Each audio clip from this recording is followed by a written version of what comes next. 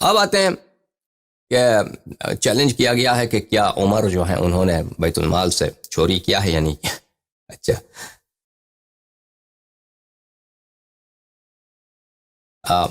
کیا انہوں نے بیت المال سے چوری کیا ہے یا چوری نہیں کیا؟ انہوں نے مال جمع کیا ہے یا نہیں کیا ہے؟ تو انہوں نے ثروت جمع کیا ہے یا نہیں کیا ہے؟ ٹھیک ہے نا، اس کے متعلق سوال کیا گیا. تو اس کے جواب میں پہلے میں عرض کرتا ہوں کہ دیکھو، دنیا میں بہت سارے ہیڈز آف اسٹیٹس گئے ہیں جو وہ ہیڈ آف اسٹیٹ بن کر انہوں نے مال جمع نہیں کیا ہے، یا مال جمع کرنے کے لیے وہ کبھی ہیڈز آف اسٹیٹ نہیں بنے. امریکہ کا جو پہلا صدر تھا جارج واشنگٹن، وہ اس کی حکومت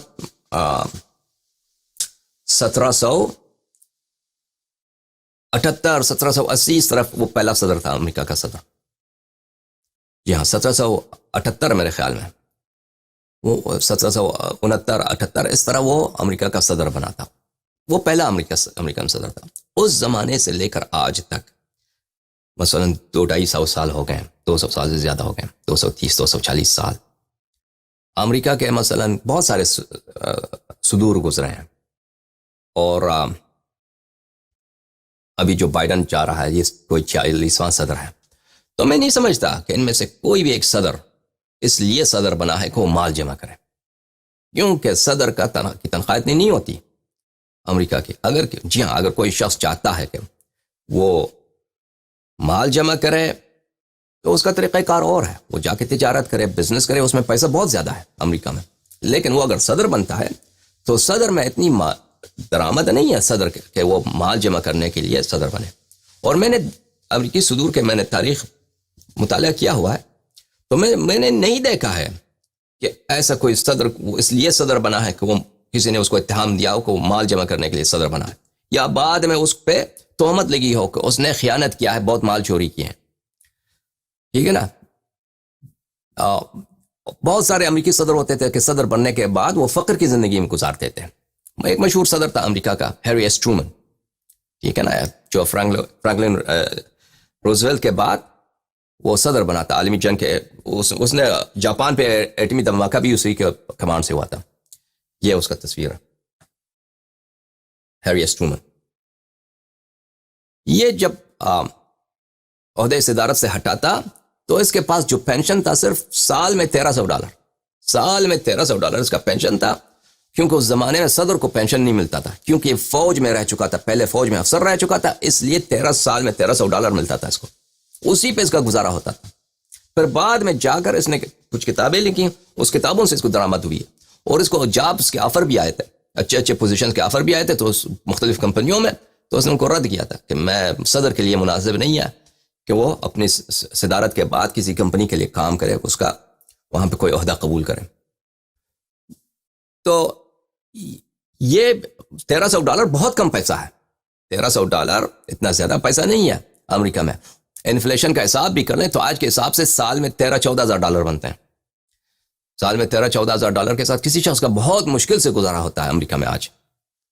ٹھیک ہے، میں آپ کی خدمت میں عرض کروں کہ مثلا ٹرمپ تھا، امریکہ کا صدر بنا ہے. کوئی شخص نہیں کہہ سکتا کہ ٹرمپ جو ہے امریکہ کا صدر بنا اس لیے کہ وہ مال جمع کرے. ٹھیک ہے نا، کیونکہ امریکہ کا صدر بننے سے پہلے اس کے پاس بڑے پیسے تھے. ٹرمپ کے پاس وہ تو بہت کروڑپتی آدمی تھا. بلکہ اس کا جو گھر ہے، اس کے تو کئی مکانات ہیں، گھر ہیں. گھر میں اس کا نیو یارک میں جو گھر ہے،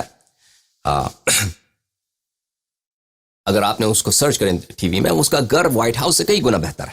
اس کا گھر سب سونے کا ہے، سونے کے باتھ روم، سونے کے ٹب، سونے کے ٹوائلٹ، سونے کے وہ تالے، دروازے، کھڑکیاں سب سونے کے لگے ہوئے، چھت پہ سب سونا لگا ہوا ہے اس کے گھر. آپ دیکھیں نا، ٹرمپ پینٹ ہاؤس سرچ کریں نیو یارک میں. اس کا اپنا ذاتی وہ وہاں سے وائٹ ہاؤس گیا ہے تو کافی اس کی کوالٹی لو ہے وائٹ ہاؤس کا ٹرمپ کے گھر کے مقابلے میں.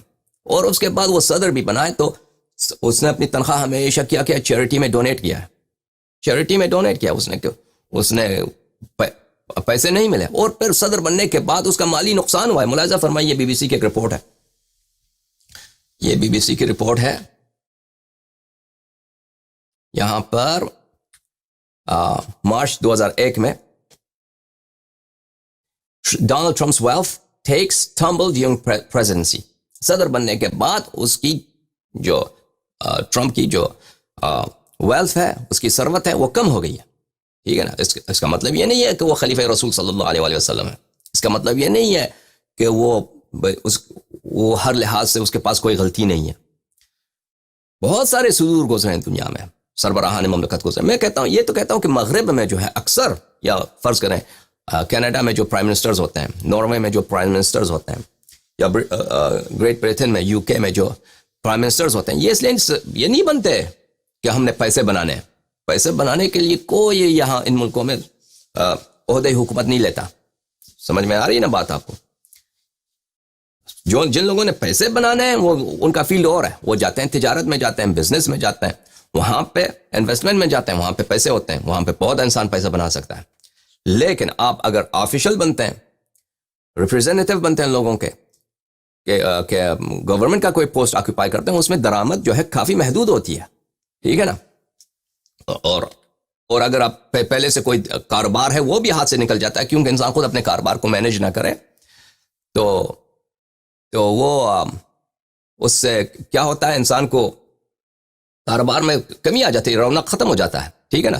جیسے ٹرمپ تھے، ٹرمپ کے بیٹے تھے، ٹرمپ کے صدر بننے کے بعد ان لوگوں کا مالی لحاظ سے یہی اخباروں میں آتا ہے کہ ان لوگوں کا نقصان ہوا ہے. لیکن انہوں نے کبھی اظہار نہیں کیا ٹرمپ نے کہ میں صدر بننے سے میں پچھتا رہا ہوں، میں نادم ہوں کیونکہ میرا نقصان ہوا ہے پیسوں کا. نہیں، کیونکہ وہ پیسوں کے لیے صدر بنا ہی نہیں تھا. کس لیے صدر بنا ہے ٹرمپ؟ یہ لوگ جو مثلا پرائم منسٹر بنتے ہیں مغربی ممالک میں، امریکہ کے جو اتنے صدر گزرے ہیں، یہ پیسوں کے لیے صدر تو نہیں بنے. یہ کس لیے صدر بنتے ہیں؟ اور بہت کوشش کرتے ہیں صدر بننے کے لیے، کتنی محنت کرتے ہیں کمپینز میں، الیکشنز میں. ٹھیک ہے نا. یا یورپی ممالک میں جو ہے جہاں ڈیموکریسیز ہیں، وہاں پہ لوگ صدر بنتے ہیں، پرائم منسٹر بنتے ہیں. تو پیسے تو اس کام میں ہے نہیں. ٹھیک ہے نا. تو کس لیے یہ صدر بنتے ہیں، پرائم منسٹر بنتے ہیں؟ کیونکہ صدر بننے میں عزیزو خود طاقت میں لذت ہے. خود طاقت میں لذت ہے. لوگ احترام کرتے ہیں، تعظیم کرتے ہیں، چاہے وہ مقام آپ حقدار ہوں یا حقدار نہ ہوں. کوئی دوسرا شخص اس سے بہتر مناسب ہے، لیکن جب آپ کے ہاتھ میں ایک دفعہ طاقت آ گیا کہ آپ حکم دیتے ہیں کہ آپ فلانا کام یہ اس طرح ہونا چاہیے، فلان کام اس طرح ہونے چاہیے. ٹھیک ہے نا. کہاں پہ صلح کرنا ہے، کہاں پہ جنگ کرنا ہے، لوگوں کے مقدرات اپنے ہاتھ میں لے لیں. یہ دنیا کے تمام دولت سے اس میں زیادہ لذت ہے، زیادہ لذت ہے. یہ کوئی ضروری نہیں ہے کہ انسان کو حتماً چوری کرنا پڑے تاکہ پھر اس کے حکومت جانے کا کوئی فائدہ ہوگا. نہیں، حکومت میں آ جانا خود اس میں لذت ہے. مثلا آپ کے جو فرض کریں پاکستان میں تو اکثر چوری ہوتے ہیں، لیکن ایسے بھی بہت سارے سول سرونٹس گزرے ہیں جو چور نہیں تھے، جنہوں نے چوری نہیں کیا. مثلا عمران خان ہے. عمران خان ہے، وہ کوئی لائق آدمی نہیں ہے میرے خیال میں. ٹھیک ہے نا. نواز شریف بھی ہے. نواز شریف وہ وزیر اعظم بن کے اس کے بارے میں ہی کہا جاتا ہے کہ اس نے چوری بہت کیا. کیا ہوگا اللہ جانتا ہے. عمران خان کے متعلق اتنا نہیں کہا جاتا کہ اس نے چوری کیا. لیکن عمران خان کیوں وہ بننا چاہتا ہے پرائم منسٹر دوبارہ بننے کے چکر میں، ہے نا؟ کیونکہ اس میں مزہ ہے. عمران خان کی زندگی جو ہے سیاست سے پہلے کافی آرام کی زندگی تھی، راحت کی زندگی تھی. وہ اس لیے کہ وہ پیسہ اکٹھا کرے. مجھے یہی لگتا ہے کہ پیسہ جمع کرنے کے لیے وہ وزیر اعظم نہیں بننا ہے. وہ اس لیے وزیر اعظم بننا چاہتا ہے کہ اس کے خیال میں ہے کہ میں قوم کی خدمت کروں گا، اور اس میں لذت بھی ہے. سب سے یہ سیاست دان اس بات کا اظہار نہیں کرتے، لیکن یہ یاد رکھیے کہ انسان کہ آپ کسی ایک چھوٹی سی دکان بھی ہو نا، اس کے باس آپ ہوں، اس کا اختیار آپ کے ہاتھ میں ہو، اس میں خود لذت ہے. آپ دیکھتے ہوں کہ مثلا امریکہ میں مختلف مساجد ہیں، مثلا شیعوں کے امام بارگاہیں ہیں، تو امام بارگاہوں سے کوئی چوری تو نہیں کرتا ہے. مثلا چھوٹا سا ایک امام بارگاہ ہے کسی شہر میں، اس میں پیسے کتنے ہوں گے کہ چوری کریں، لیکن اسی چھوٹے امام بارگاہ میں اتنی سیاست چلتی ہے کہ کون اس کو کنٹرول کرے گا. اسی کمیونٹی کے مختلف افراد، ٹھیک ہے نا بھائی، اس کے کنٹرول پہ ہمیشہ جھگڑا رہتا ہے، ہمیشہ جھگڑا رہتا ہے. اس کو ہٹاؤ، اس کے پیچھے بات کرو، اس کی غیبت کرو، اس پہ تہمت لگاؤ، تاکہ وہ مسجد یا امام بارگاہ آنا بند کر دے، تاکہ اس کا کنٹرول ہمارے ہاتھ میں آ جائے. ٹھیک ہے نا. ایک مولوی صاحب آتے ہیں، اس کو بلاتے ہیں کہ آپ ریزیڈنٹ عالم ہیں. وہ مولوی صاحب آتے ہیں، اس کو تنخواہ ملتی ہے بیچارے کو. پھر 5 مہینے 6 مہینے 1 سال کے بعد وہ مولوی خود کو اس کو کہتا ہے کہ میں تو مولوی ہوں، مجھے یہاں پہ کنٹرول میرے ہاتھ میں ہونی چاہیے. وہ پھر کوشش کرتا ہے کہ وہ جو اس مسجد کا جو ہیئت ہے، جو پریزیڈنٹ وغیرہ، اس کو ہٹا دے. اس طرح بہت ہمیشہ ہوتا ہے. سمجھ میں آ رہی نا بات آپ کو؟ یہ تو کیوں اس میں وہ نہ کوئی کاروبار ہے لاکھوں ڈالر کا، نہ اس میں اتنے پیسے زیادہ ہیں. پیسے ہیں مساجد میں لیکن وہ کم ہے. کچھ مولی چوری بھی کرتے ہوں گے لیکن اس میں اتنا چوری کے علاوہ، یعنی وہ لوگ جو چوری نہ بھی کرتے ہیں نا، مثلا خود ڈاکٹر ہے، خود آدمی امریکہ میں ڈاکٹر ہے، لیکن وہ اسی چکر میں کہ مسجد کا کنٹرول میرے ہاتھ میں ہو، بڑا کوشش کرتے ہیں یہ لوگ. اس میں مالی فائدہ نہیں ہے لیکن خود اسی کے کنٹرول میں ہونا، انسان کے کنٹرول میں ہو، وہ اس میں لذت ہے. یہ ملاحظہ فرمائیے، یہ یوروگوے کا صدر ہے ہوزے موہیکا. اس کے متعلق آپ پڑھیں ہوزے موہیکا، یہ ویکیپیڈیا کا جو اس کا ہے انٹری ہے. یہ آدمی 45واں صدر تھا یوروگوے کا. یوروگوے ایک ملک ہے جنوبی امریکہ میں، اور یہ نہایت فقر کی صدر بننے کے بعد نہایت فقر کی زندگی گزارتا تھا. اس کا تنخواہ تھا $12,000 مہینے میں. وہ اس کا 90% ہمیشہ چیریٹی کو ڈونیٹ کرتا تھا، ٹھیک ہے نا. اور یہ اس کی گاڑی ہے، وہ جو ہے یہ ووکس ویگن کی پرانی گاڑی وہ چلاتا تھا. اسی میں وہ اپنے گھر سے صدارتی محل جاتا تھا. اس کا گھر بھی دیکھا، یہ اس کا بھی جس گھر میں رہتا تھا نا، وہ اس کا اپنا گھر بھی نہیں ہے، اس کے وائف کا گھر ہے، اس کا اپنا ذاتی گھر بھی نہیں ہے. اس کے بیگم کا یہ گھر ہے، اس کا جائیداد، وہ وہاں رہتا تھا. یہ بہت فقر کے ساتھ صدر بنا اور صدر چھوڑ کے چلا گیا. لیکن اس کا مطلب یہ نہیں ہے کہ یہ اس کے ہر کام صحیح ہے، یا واقعی یوروگوے کی صدارت کے لیے بہترین شخص یہی ہے. ہو سکتا ہے ایک شخص سادہ زندگی گزارتا ہو لیکن لائق آدمی ہو، اس سے زیادہ لائق بہتر لوگ موجود ہوں. یہ کوئی ضروری نہیں ہے کہ اگر میں فقر کی زندگی گزارتا ہوں، میں فقیر ہوں، مثلا مجھے پیسوں کی لالچ نہیں ہے، مجھے جو ہاتھ میں جو پیسہ آتا ہے میں دوسروں کو بانٹتا ہوں، تو میں ہر کام کے لیے میں بہترین انسان ہوں.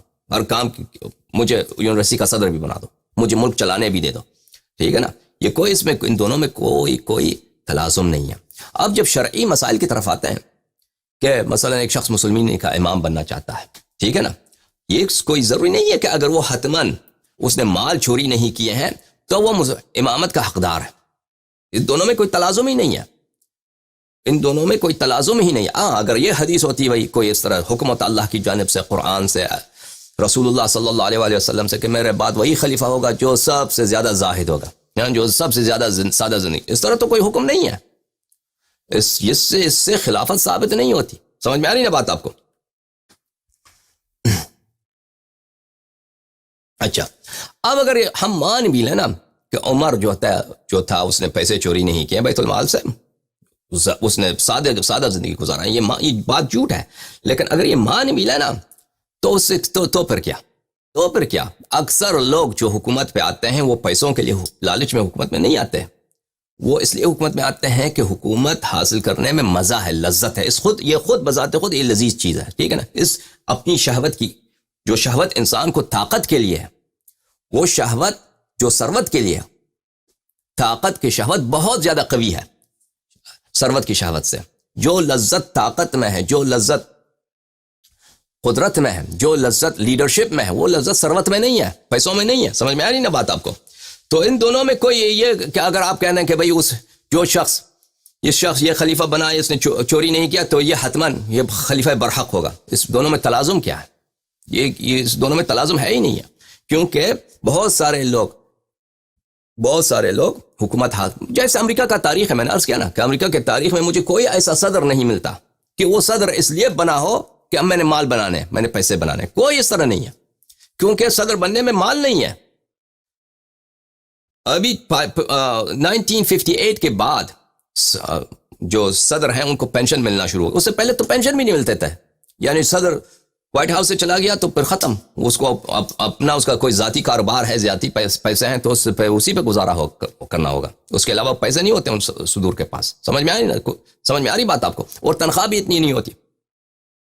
اور یہاں پہ اسکروٹنی اتنا ہوتا ہے، یعنی پریس اتنا تیز ہوتا ہے کہ صدر چوری بھی نہیں کر سکتا کہ اگر وہ ایمبیزلمنٹ کریں تو وہ پکڑا جاتا ہے. بہرحال میرے عزیز، اب عمر کی طرف آتے ہیں کہ عمر نے کیا چوری کیا ہے یا چوری نہیں کیا بیت المال سے. وہ مرتے وقت اس کی ثروت کتنی تھی عمر کی. تو اس کا سوال کا جواب دینے سے پہلے عزیزو عمر کا مالی لحاظ سے پس منظر، تاکہ یہ کوئی نہ کہہ دے کہ عمر کے مرتے وقت اس کے پاس ثروت اتنا تھا. ٹھیک ہے نا، کوئی یہ نہ کہہ دے کہ بھئی یہ تو شروع سے کاروباری آدمی تھا، یہ شروع سے امیر خاندان کا آدمی تھا، یہ شروع سے سردار تھا مثلا قریش کا. ٹھیک ہے نا، اس کے پاس تو شروع سے پیسے تھے. کوئی یہ نہ کہہ دے. تو اس لیے ہم ابتدا کرتے ہیں عمر کے کہ اس کی جو ہے بیک گراؤنڈ کیا ہے، فائنینشیل بیک گراؤنڈ عمر کا، اس کے خاندانی فائنینشیل بیک گراؤنڈ کیا ہے. اس کے بعد جو ہے اس کا اپنا کاروبار کا کیا صورتحال تھا، تاکہ اگر پتہ چلے خلیفہ بننے کے بعد امیر ہو گیا ہے تو پتہ چلے گا پھر اس نے چوری کیا ہے بیت المال سے. ہاں ٹھیک ہے نا. لیکن اگر یہ شروع سے امیر تھا تو بعد خلیفہ بننے کے بعد اگر اس کے پاس پیسے ہوئے تو پھر تو اس اگر بہت زیادہ نہیں ہے تو اسی تناسب سے ہے جتنا اس خلیفہ بننے سے پہلے سے تھا، پھر تو اس چوری ثابت نہیں ہوتی. تو شروع کرتے ہیں بھائی عمر کے متعلق میں نے عرض کیا نا کہ بات بہت ہے اس کے نسب کے متعلق، اس کے خاندان کی جو بیک گراؤنڈ ہے اس کے متعلق، لیکن ابھی جو ہے ہم ان کے پیچھے نہیں جاتے. ابھی جو فائنینشیل باتیں ہیں مالی لحاظ سے اس پہ بات کریں گے انشاءاللہ تبارک و تعالی آپ کے ساتھ، اور اس کے خاندان کی کیا حیثیت تھی. ٹھیک ہے نا، کیونکہ بہت دفعہ جماعت عمریہ بلکہ یہ لوگ سب غالی تو یہ ہیں کہ غلو کرتے ہیں کہ عمر بڑا زاہد تھا، بڑا عالم تھا، بڑا فقیہ تھا، بڑا مفسر تھا، بڑا شجاع تھا، اور پھر کہتے ہیں یہ اسلام سے پہلے قریش کے سرداروں میں سے تھا. سبحان اللہ سبحان اللہ سبحان اللہ. میں پھر عرض کرتا ہوں کہ جماعت عمریہ جو ہے ان باتوں کو نہ چہرائیں، کیونکہ پھر اگر یہ کہیں گے تو پھر ہمیں جواب دینا ہوگا، پھر وہ ناراضگی پیدا ہوگی. ہم نہیں چاہتے کہ اب ہمارے بھائی ہمارے عزیز آپ کو ناراض کر دیں ہم سے. بہرحال ملاحظہ فرمائیے عزیزو، کتاب العقد الفرید تالیف ابن عبد ربہ الاندلسی، یہ معاصر ہیں ابن عبد ربہ، ظاہر معاصر ہیں ابن جریر طبری کے، یعنی 3 صدی کے اواخر کے عالم ہیں. اچھا یہ جزء وہی ہے متوفہ سنہ 328، صحیح میں نے کہا. جزء الرابع چھاپ دار الکتب العلمیہ، یہاں پہ ملاحظہ فرمائیے سنہ 1983 میں بیروت میں ایک کتاب چھپی ہے، صفحہ نمبر 123، اور یہ واقعہ کئی کتابوں میں موجود ہے عزیزو. یہ جو مکالمہ ہے عمرو بن العاص ابن نابغہ اور عمر بن الخطاب کے درمیان، یہ کئی کتابوں میں موجود ہے. اور اس سے پتہ چلتا ہے، ایک اندازہ ہوتا ہے کہ عمر کا جو فیملی بیک گراؤنڈ ہے فائنانس کے لحاظ سے وہ کیا ہے. ملاحظہ فرمائیے، اور میں آپ کو ایک پس منظر بتاؤں کہ عمرو بن العاص خود ایک سردار کا بیٹا ہے. اس کا باپ جو ہے عاص ابن وائل السہمی، وہ واقعاً قریش کے سرداروں میں سے ایک سردار تھا. یعنی خود یہ دعا کر سکتا ہے کہ میں قریش کے امراء میں سے، قریش کے شرفاء میں سے ہوں. اور یہ بہت ہی تیز آدمی تھا، بہت ہی چالاک، بہت ہی سیاستدان، اور بہت ہی عجیب و غریب. ان کو دہات العرب کہتے ہیں، دہات العرب، جو عرب میں بہت ہی ذہین اور بہت ہی چالاک اور شاطر قسم کے لوگ تھے. ان میں سے ایک یہی عمرو بن العاص ہے. میں اس کا ایک واقعہ آپ کو سناؤں. یہ نوجوانی میں اس کا واقعہ ہے کہ یہ لوگ کچھ نوجوان سفر میں گئے تھے، تو ان کو شراب کا میل ہو گیا کہ ہم نے شراب پینا. ان کے پیسے ان کے پاس کچھ نہیں ہے. ایک مٹکا ہے بھائی، ایک خالی مٹکا ہے، پیسے نہیں ہے، لیکن ان کے پاس ایک سکہ ہے. 4-5 آدمی شراب پینا. ایک سکہ ہے جو وہ سکہ نقلی سکہ ہے، اس پہ کوئی شراب نہیں دیتا ان کو. تو عمرو بن العاص نے کہا کہ کیا کہو کہ میں آپ کے لیے سب کو شراب بھی پلاؤں گا، اور یہ نقلی سکہ بھی جو ہے واپس لاؤں گا. لوگوں نے کہا یہ کیسے ہو سکتا ہے، کوئی شراب فروش آپ کو شراب نہیں دے گا اس طرح کہ آپ نقلی سکہ سے شراب لے لیں اور نقلی سکہ واپس لے لیں. کہا نہیں، میں نہ چوری کروں گا اور نہ ڈکیتی کروں گا، لیکن میں آپ سب کو شراب بھی پلاؤں گا اور یہ سکہ جو ہے یہ بھی واپس لاؤں گا. تو کہا کر کے دکھاؤ. یہ چلا گیا، مٹکے میں آدھا پانی بھر دیا اس نے. ٹھیک ہے نا، وہ سکہ بھی ہاتھ میں لے گیا. ایک شراب فروش کے پاس گیا، کہاں بھیا؟ اس نے کہا جی، کہا مجھے شراب چاہیے، میرے پاس یہ مٹکا آدھا بھرا ہوا ہے، اس کو آپ فل کریں، میں آپ کو ایک سکہ دیتا ہوں. شراب فروش نے کہا اچھی بات ہے، دے دو. اس نے اس کا مٹکا لے لیا، اس کو فل کر دیا. کہا پیسے دے دو، سکہ لے لیا. شراب فروش نے دیکھا، کہا بھائی آپ کا سکہ جو ہے نقلی ہے. میں قبول نہیں کر واپس. تو اس نے کہا کوئی بات نہیں, شراب اب جو آپ نے آدھا شراب بھر دیا ہے اس کو خالی کر دو. تو اس آدمی نے آدھا شراب اب دوبارہ اپنے وہ جو شراب کا جو بھی اس کا ظرف تھا اس میں خالی کر دیا. اب اس کے پاس آدھا مٹکا, آدھا جو پہلے پانی کا تھا اب 50-50 شراب بن چکا ہے نا, اس کے پاس بھر گیا. اس کے بعد چلا گیا دوسرے شراب فروش کے پاس. یہ اتنا ذہین تھا, اتنا شاطر آدمی تھا عمرو بن العاص. اس کے پاس چلا گیا کہ او بھائی مجھے کچھ شراب چاہیے. کہا ہاں یہ میرا مٹکا آدھا بھرا ہوا ہے شراب سے, اس کو آپ فل کر دیں, میں اتنا یہ میں ایک سکہ دیتا ہوں آپ. اس نے کہا ٹھیک ہے. اس نے مٹکا لے لیا, شراب فروش نے شراب بھر دیا, اور جب اس نے پیسے دے دیے تو کہا کہ بھائی آپ کا سکہ جو ہے نقلی ہے, میں قبول نہیں کر سکتا. کہا معاف کیجئے, میرے پاس تو صرف یہی سکہ ہے, یہ مجھے نہیں معلوم کہ یہ نقلی ہے. چلیں آپ اپنا شراب جو ہے وہ آدھا جو آپ بھر چکے ہیں وہ آدھا میرا مٹکا خالی کرنا. وہ آدھا مٹکا اس نے خالی کر دیا. اب شراب اس کا اور زیادہ خالص ہو گیا نا. اس طرح کرتے کرتے 3 4 5 6 دکانوں میں وہ چلا گیا, ہر ایک سے وہی چال چلا, اس نے چال چلا. تو آخر میں شراب بالکل اس کا پیور شراب بن گیا نا. وہ 5 6 7 دفعہ وہ خالی شراب بھر کے اس کو خالی کر دو, شراب بھر کے اس کو ہاف کر دو, تو وہ خالص بن جاتا ہے. تو آگے اپنے دوستوں کے پاس اور کہا کہ میں نے تم کو نہیں کہا تھا کہ میں آپ کو شراب بھی پلاؤں گا اور یہ جو ہے سکہ بھی واپس لاؤ دوں گا. یہ بڑا تیز آدمی تھا یہ عمرو بن العاص. اچھا, یہ عمرو بن العاص خود اپنے آپ کو شریف سمجھتا تھا, یہ اونچے خاندان کا آدمی تھا. عمر کو یہ تو کچھ نہیں سمجھتا تھا نا, یہ تو عمر کا تو ابھی آپ آئے گا داستان. لیکن یہ ہوا کہ عمر خلیفہ بننے کے بعد عمر نے اس کو اپنا کیا بنایا, عمر نے اپنا اس کو گورنر بنایا مصر پر. بہرحال ملاحظہ پر اب یہ بات آپ کی ذہن میں رہے کہ ان کے درمیان یہ علاقہ ہے کہ عمر کو وہ حقیر سمجھتا ہے, اس لیے کہ عمر ایک نیچے درجے کے خاندان کا ہے, اور وہ خود کیا ہے, وہ خود سردار زادہ ہے عمرو بن العاص.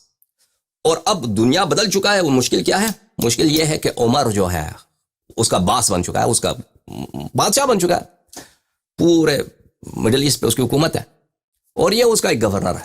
ٹھیک ہے نا. اچھا, یہ صفحہ نمبر 123 ملاحظہ فرمائیں. تو یہ اس کا مصر میں گورنر تھا عمرو بن العاص. جب مصر سے آیا کہا قد صرت سیرت عاشق. عمر نے اس سے کہا قد صرت سیرت, تو نے ایسے واپس آئے جیسے کوئی عاشق واپس آتا ہے. ٹھیک ہے نا. عمر کا وہ اب عمرو بن العاص کا جواب دیکھیے. قال والله ما تعبتني الإماء ولا حملتني البغايا في غبرات المآلي. اچھا دیکھیں, التعریض الکنایت اصرح من التصریح, الکنایت ابلغ من التصریح.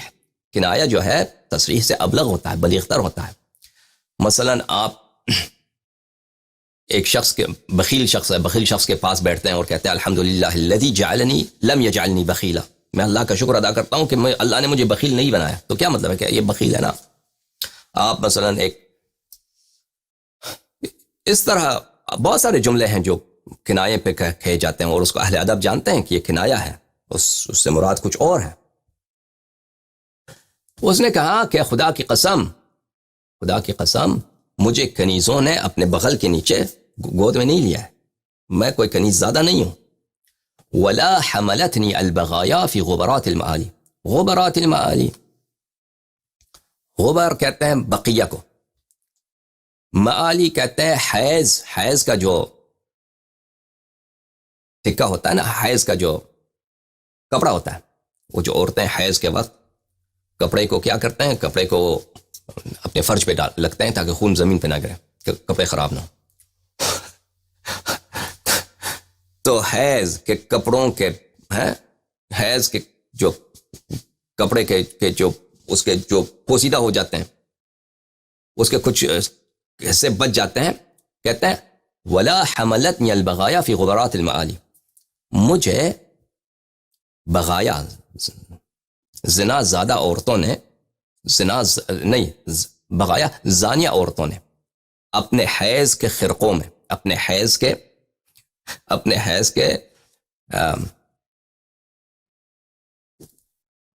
کپڑوں میں انہوں نے مجھے ریپ نہیں کیا ہے, مجھے حمل نہیں کیا ہے. تو اس کا جواب سن کر اس نے کس کو اشارہ مارا ہے؟ بہرحال وہ عمر کے جواب سے پتہ چلتا ہے. عمر نے کہا واللہ ما هذا ما هذا جواب کلامی الذی سألتک عنہ. عمر نے کہا تو نے یہ کیا جواب دیا مجھے؟ خدا کی قسم تو نے کیا مجھے جواب دیا؟ میں نے تو یہی کہا تھا، میں نے تو تجھے کہا کہ تو عاشق کی طرح ہے، تو مجھے کیا کہا؟ یہ اس سے کیا ربط؟ تو مجھے کیا کہا تو نے مجھے؟ پھر عمر کیا کہتا ہے؟ وَإِنَّ الدِّجَاجَ لَتَفْحَصُ فِي الرُّمَادِ فَتَضَعُ لِغَيْرِ الْفَحْلِ. عمر نے کہا کہ سن لو، پھر تو نے مجھے کچھ کہا ہے تو میری بھی جواب سن لو. کہا کہ مرغی خاکستر میں جگہ ڈھونڈتی ہے، انڈا رکھنے کے لیے نرم جگہ ہو تاکہ وہاں پہ انڈا رکھ دے. مرغی جو ہے خاکستر میں ڈھونڈتی ہے کہ انڈا رکھ دے. فَتَضَعُ لِغَيْرِ الْفَحْلِ، اور وہ انڈا تو رکھتی ہے لیکن اب اس کا جو مرغہ ہے وہ انڈا اس کے اب مرغے کا نہیں ہے. سمجھ میں آ رہی نا بات؟ یعنی مرغی نے زنا کیا ہے مرغی نے زنا کیا ہے وہ، اور جو انڈا بنا ہے وہ مرغے اس کے اپنے مرغے کا نہیں، کسی اور مرغے کا ہے. وَالْبَيْضَةُ مَنْسُوبَةٌ إِلَىٰ طَرْقِهَا، اور لوگ سمجھتے ہیں کہ یہ انڈا کس کا ہے؟ یہ انڈا اس کے اپنے کس کا ہے؟ اس کے اپنے مرغے کا ہے. تو یہ اس نے کیا کہا؟ عمر نے اس کو کیا کہا؟ کیونکہ عمرو بن العاص کا ریکارڈ ابھی ہم آپ کو دکھائیں گے نا، تو کیونکہ وہ اس کی والدہ جو ہے نابغہ، وہ اس کی ریکارڈ بہت خراب ہے، عمرو بن العاص کی جو ماں ہے. تو عمر نے اس کو کیونکہ اس کو غصہ تھا نا، عمرو بن العاص کو ایک طرف سے حسادت تھا کہ میں تو سردار ہوں، عمر کون ہے؟ عمر خلیفہ بن گیا، سردار کا بیٹا تو میں ہوں، تو میں اس کا گورنر ہوں، مجھے بلایا، مصر سے اتنی دور کا راستہ ہے، تکن ہے. اس کو ذلیل بھی کرتا تھا نا عمر. ابھی آ جائے گا کہ اس کو کس طرح ذلیل کیا تھا. تو اس نے اس کو ایسا ٹکا لگایا تھا کہ مجھے عورتوں نے مجھے زانیہ عورتوں نے وہ اپنے حیض کے خرقے میں حمل نہیں کیا، میں تو ایسا شخص نہیں ہوں کہ مجھے کنیزوں نے اپنے بغل میں اٹھایا ہو. تو اس کے جواب میں عمر نے یہ جملہ کہا. عمر کا اشارہ کس بات کی طرف ہے وہ بھی آ جائے گا. اچھا، وقام عمر فدخل، عمر چلا گیا وہاں سے. فقال عمر لقد فحش علينا امیر الفاسقین. عمر چلا گیا تو عمرو بن العاص نے کہا کہ عمر نے مجھے بہت بری طرح ہماری بے عزتی کی ہے اور اس نے مجھے گالی دیا. تو ملاحظہ فرمائیے عزیزو، کتاب لسان العرب لابن منظور الافریقی، چاپ دار صادر بیروت. یہاں پہ ملاحظہ فرمائیے صفحہ نمبر 217 میں، وفی حدیث عمرو بن العاص، عمرو بن العاص کی حدیث میں ہے کہ وہ عمر کے پاس آیا مصر سے. فجرا بینہما کلام، ان دونوں کے درمیان ایک کنورسیشن ہوا ہے. وہ کنورسیشن کیا ہے کہ اس نے پہلے تو اس نے شروع کیا نا، عمرو بن العاص نے، اس نے جو نقطہ مارا تھا عمر کو اس نے نقل نہیں کیا کیونکہ اس میں عمر کی بہت بے عزتی ہے. عمر نے اس کو جواب دیا، ان الدجاج لتفحص في الرماد فتضع لغير الفحل والبيضة منصوبة الى طرقها فقام عمرو متربد الوجه. اس میں وہی روایت ہے، بس فرق اس میں یہ ہے کہ عمر وہاں سے اٹھ گیا، جب اس کا چہرہ بالکل خاکستری رنگ کا ہو چکا تھا. عمرو بن العاص کا چہرہ خاکستری رنگ کا ہو چکا تھا. یہ کتاب ہے غریب الحدیث، تالیف ابی عبید القاسم بن سلام الہروی، متوفى سنہ 224، پرانا، بہت پرانا آدمی. احمد بن حنبل کا سال وفات ہے 225 اس کے زمانے کا. جزء الثانی، چاپ دار الکتب العلمیہ. یہاں پر احادیث عمرو بن العاص اس میں یہی ہے. اچھا، ولا حملتني البغايا في غبرات المآلي اما البغايا فانها الفواجر. بغایا سے مراد کیا ہے؟ زانیہ عورتیں. کہ عمرو بن العاص نے کہا کہ زانیہ عورتوں نے مجھے حیض کے بچے ہوئے جو کپڑے ہوتے ہیں، میں اس کو اردو زبان میں کیسے کہتا ہوں، خرقہ ہوتا ہے، خرقہ یعنی ایک پیس ہوتا ہے، رومال ہوتا ہے نا، رومال، حیض کا رومال. حیض کے پرانے رومالوں میں مجھے انہوں نے حمل نہیں کیا ہے، مجھے کیری نہیں کیا ہے. پھر اگلے صفحے میں کہتا ہے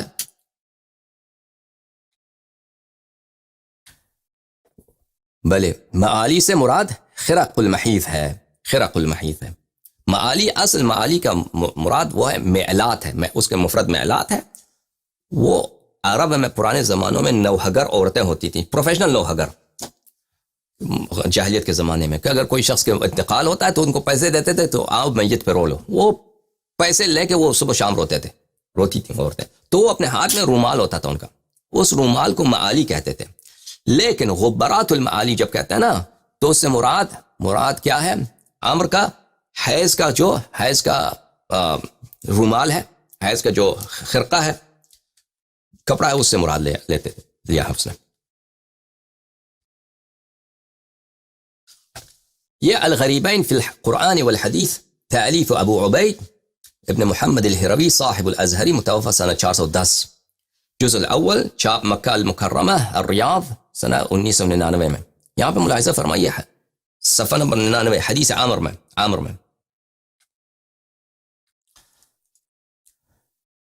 کہتے ہیں کہ اس کے جملے کا کیا مطلب ہے کہ عامر نے کہا وما انی واللہ ما تعبتنی الاماء ولا حملتنی البغایا فی غبرات المعالی يقول لم تلدنی بغی كانت تزنی وهي حائض.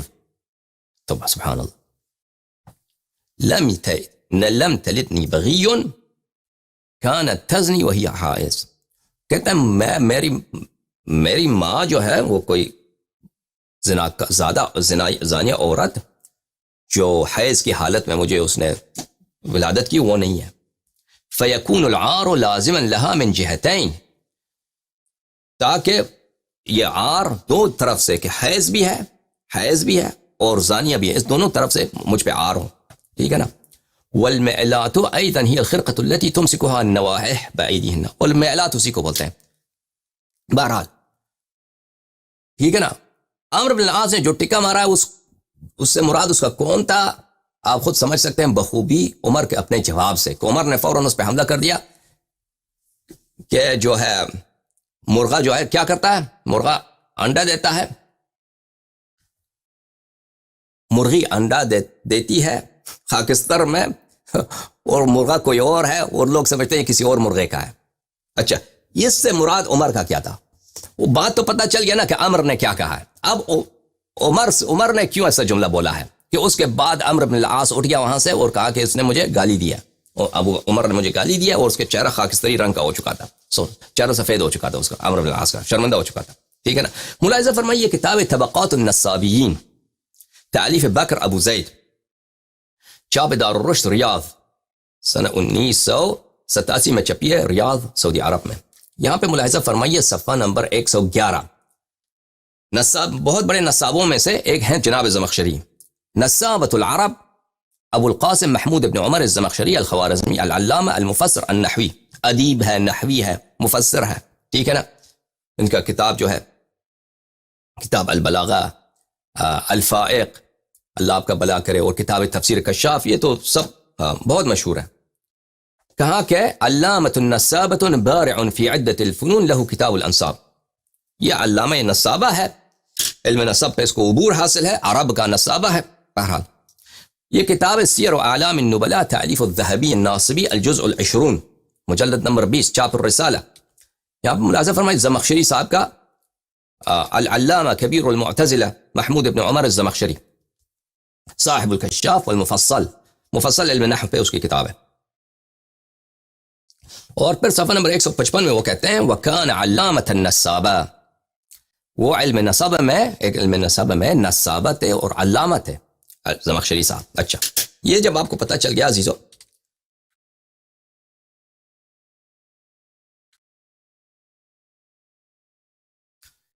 میں زمخشری کی ایک بات آپ کو سناتا ہوں، لیکن اس سے پہلے عائشہ کی ایک حدیث آپ کو سناتا ہوں کتاب بخاری سے. یہ کتاب ہے بخاری، چاپ دار احیاء التراث العربی، جو سنہ 1422 میں چھپی ہے. ملاحظہ فرمائیں یہاں پہ صفحہ نمبر 944 میں، یہ صفحے کے آخر میں اس حدیث کی ابتدا ہے، حدیث نمبر 5127، اور یہ بھی کوئی حدیث نہیں ہے. یہ حدیث کا نمبر تو دے دیا کہ 5127، یہ سب عائشہ کی باتیں ہیں، کوئی حدیث ہے نہیں.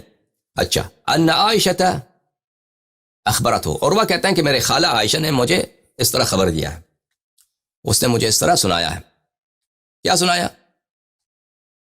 النکاح فی الجاہلیت کان علی اربعۃ انحاء، جاہلیت کے زمانے میں 4 قسم کے نکاح ہوتے تھے.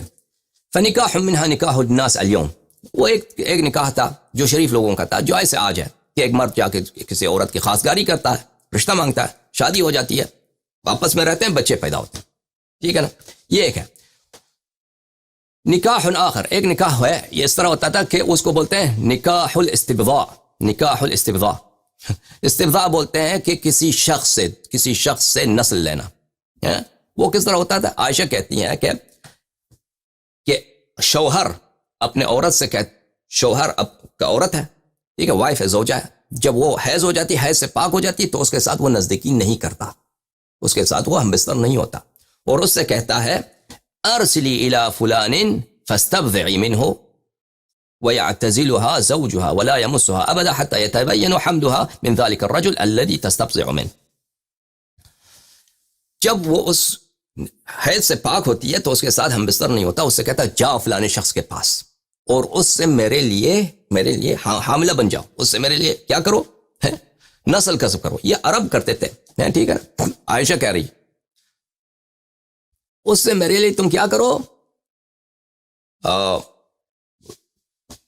حاملہ بن جاؤ، میرے لیے بیٹا بناؤ فلان مرد سے. اور وہ جاتی تھی وہاں پر اس شخص کے ساتھ مثلا کچھ جو اپنا منہ کالا کرتی تھی، اور واپس آتی تھی تو اس وقت تک کہ یقین ہو جائے کہ واقعا حاملہ ہو چکی ہے، اس کا شوہر اس کے ساتھ ہم بستر نہیں ہوتا تھا. ٹھیک ہے نا. وہ یہ کس لیے کرتے تھے؟ انما يفعل ذلك رغبة في نجابة الولد، یہ اس لیے کہتے تھے کہ ہمیں نجیب اچھا فرزند نصیب ہو. کوئی شخص خوبصورت ہے مثلا شہر میں، ٹھیک ہے نا، کوئی شخص بڑا لمبا چوڑا آدمی ہے، کہتے ہیں کہ اس سے نسل لینا ہم نے، تو اپنے عورت کو اس طرح بیچ دیتے اور خود اس سے بستر نہیں ہوتے تھے اس وقت تک کہ وہ عورت کیا ہو جائے، حاملہ ہو جائے. یہ نکاح الاستبضاء ہے. اچھا، ایک اور نکاح ہے نکاح الرحم، نکاح آخر، تیسرا نکاح. يجتمع الرحم ما دون العشرة فيدخلون على المرأة كلهم يصيبها فإذا حملت ووضعت ومر عليها ليالي بعد أن تضع حملها أرسلت إليهم. کہتے ہیں کہ تیسرا نکاح یہ ہے کہ 10 سے کم تر، 10 سے زیادہ نہیں، 10 سے کم تر، 9 8 مرد ایک عورت پہ سب جو ہے وہ کیا کرتے تھے، جمع کر دیتے ہیں. پھر وہ حاملہ بنتی تھی اور پھر وہ جب اس کا فرزند پیدا ہوتا تھا تو اس کو عورت اپنے بچے کو بیچتی تھی کہ ان مردوں کے ساتھ 8 9 جتنے اس کے تھے بوائے فرینڈز تھے. تو کسی کو حق نہیں ہوتا تھا کہ کہہ دے کہ یہ میرا فرزند نہیں ہے. حتی یجتمع علیہا، سب آتے تھے اس عورت کے پاس. تقول لهم قد عرفتم الذي كان من امركم وقد ولدت فهو ابنك يا فلان، تسمي من احبت باسمه فيلحق به ولدها لا يستطيع ان يمتنع به الرجل. پر جب میٹنگ ہوتا تھا نا وہ 10 آدمیوں کا، عورت کہتی تھی کہ آپ سب کو یاد ہے کہ آپ سب نے میرے ساتھ مل کے یہ کام کیا، اب میرا بچہ پیدا ہو گیا تو اب سن لو یہ بچہ فلان آدمی کا ہے، یہ بچہ فلانے کا. وہ عورت جس کو پسند کرتی، جو بوائے فرینڈ اس کو پسند ہے، کہتے ہیں اس کا بیٹا، پر کسی کو حق نہیں تھا کہ اس کے ساتھ نزاع کرے کہ میرا بیٹا نہیں ہے. ٹھیک ہے نا. اور پھر ایک اور نکاح بھی ہے نکاح الرابع، وہ 10 سے زیادہ کا ہے وہ 10 سے زیادہ کا ہے، جو وہ جن کی بھائی اور ایسے بھی عورتیں ہوتی تھیں تو 10 سے زیادہ مرد اس کے ساتھ کرو، پر اس کا فرزند جب پیدا ہوتا ہے تو اس کے لیے تو مشکل ہے کہ 10 وہ کتنے 50 آدمی نے اس کے ساتھ کیا پتہ نہیں، میٹنگ بلائے، میٹنگ تو نہیں ہو سکتا، پر اس کے لیے قیافہ شناس شخص کو بلاتے ہیں کہ تم دیکھ لو کہ یہ کس کا ہے. پر وہ قیافہ کہتے ہیں کہ بچہ کا شکل فلانے سے ملتا ہے، تو پھر کہتے ہیں کہ چلو اسی کا فرزند ہے. ٹھیک ہے نا.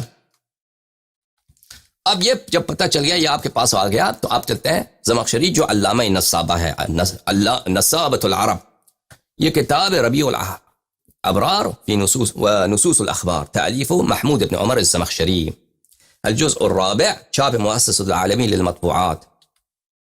یہاں پہ صفحہ نمبر 275 میں ملاحظہ فرمائیے.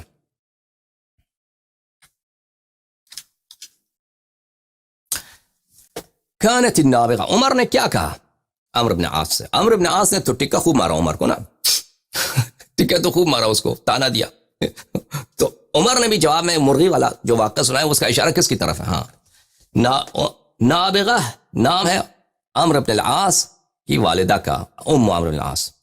امت رجل من عنزہ فسبیت، قبل انزا کے ایک مرد کا یہ ایک کنیز تھی، تو وہ کسی جنگ میں اسیر ہو گئی. عبداللہ ابن جدعان نے جو مکے میں وہ چکلا چلاتا تھا، اس نے اس کو خریدا تھا. فکانت بغیا ثم عتقت، وہاں پہ اس کے چکلے میں ایک کام کرتی تھی، پھر اس نے اس کو آزاد کر دیا، اس کو آزاد کر دیا. ووقع علیہا، اور اس کے ساتھ ہم بستر ہو گیا بیک وقت ابو لہب، امیہ ابن خلف، ہشام ابن المغیرہ اور ابو سفیان ابن حرب. ابو سفیان ابن حرب، ابو سفیان جو معاویہ کا باب ہے، یہ سب لوگوں نے اس کے عاص ابن وائل السہمی، یہ سب اس کے ساتھ جو انہوں نے اپنا مکالہ کیا تھا.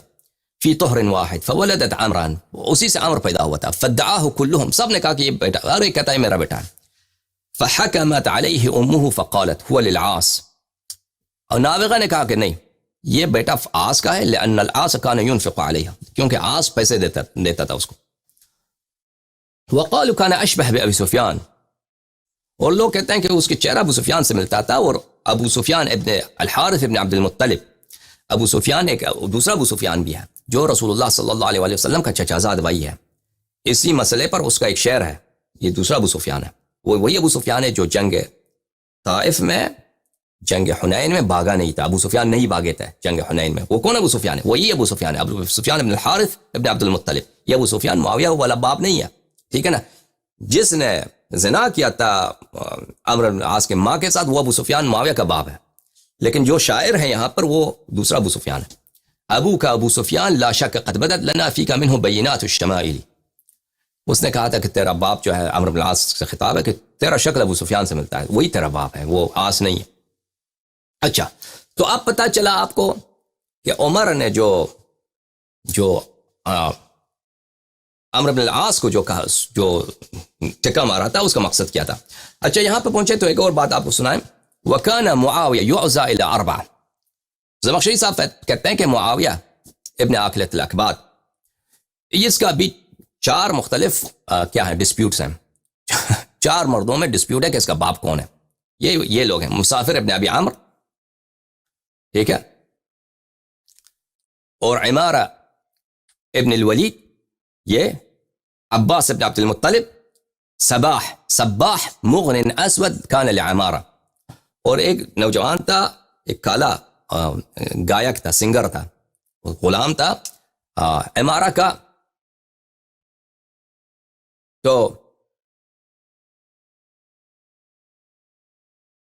تو وہ ان 4 سے اس کا کیا ہے،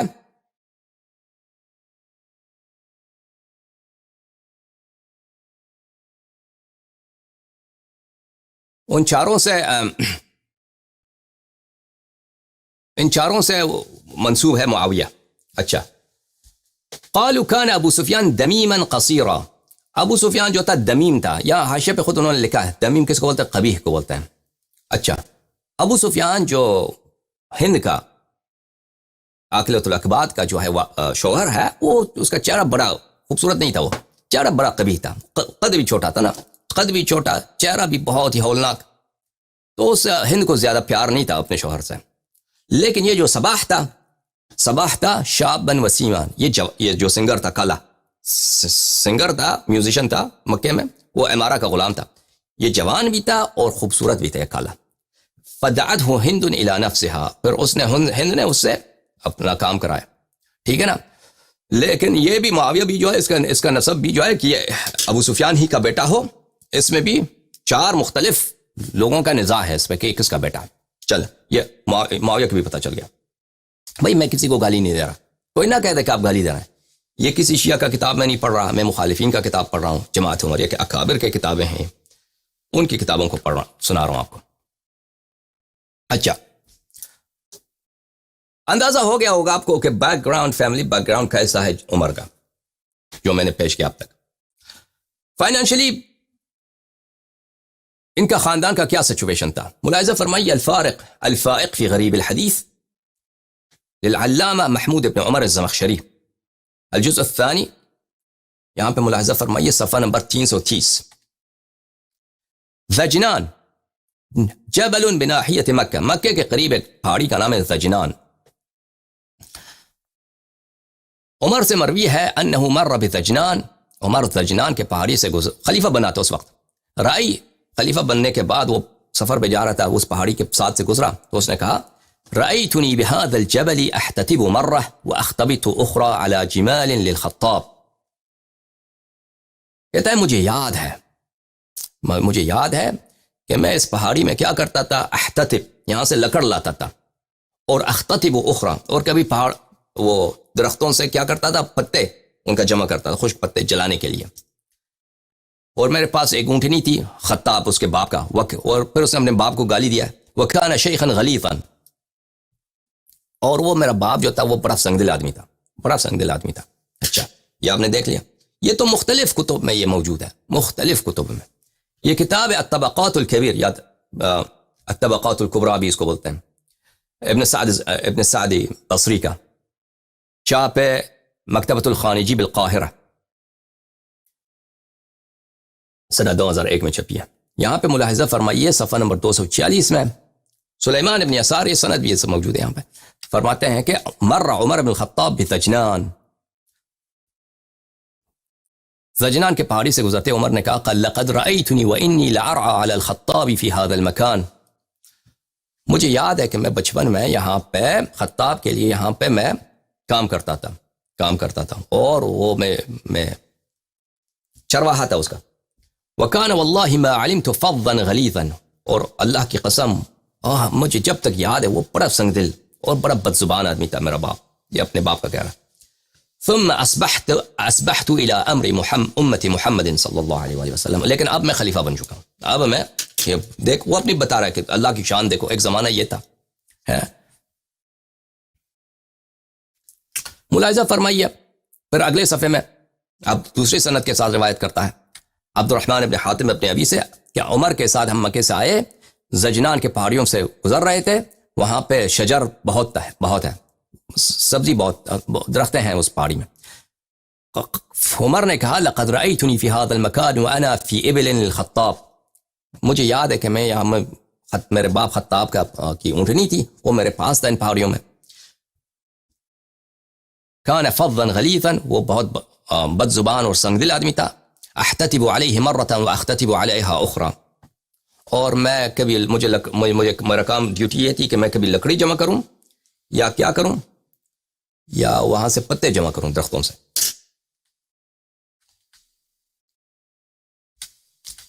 یہ کتاب الاستیعاب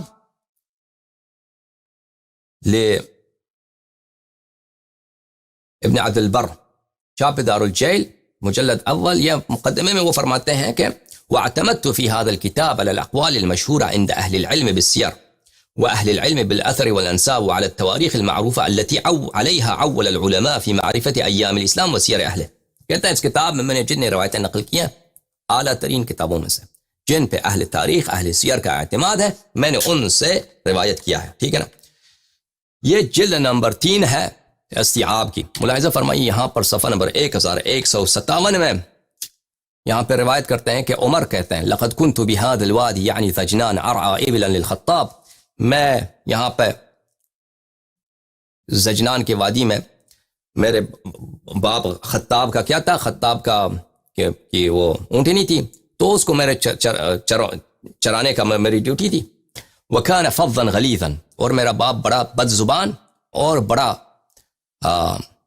سنگدل آدمی تھا. يتعبني اذا عملت، اگر میں کام کرتا تو مجھے کام کرا کے وہ مجھے تکا دیتا. وَيَضْرِبُنِي اِذَا قَصِرْتُ، اور اگر میں کام میں کوتاہی کرتا تو وہ مجھے بڑا مارتا تھا. بلی، اور پھر کہا کہ اب تو میں خلیفہ بن چکا ہوں، اب تو میں، لیکن اللہ کی شان دیکھو کہ میں وہی عمر ہوں، اب خلیفہ بن چکا ہوں.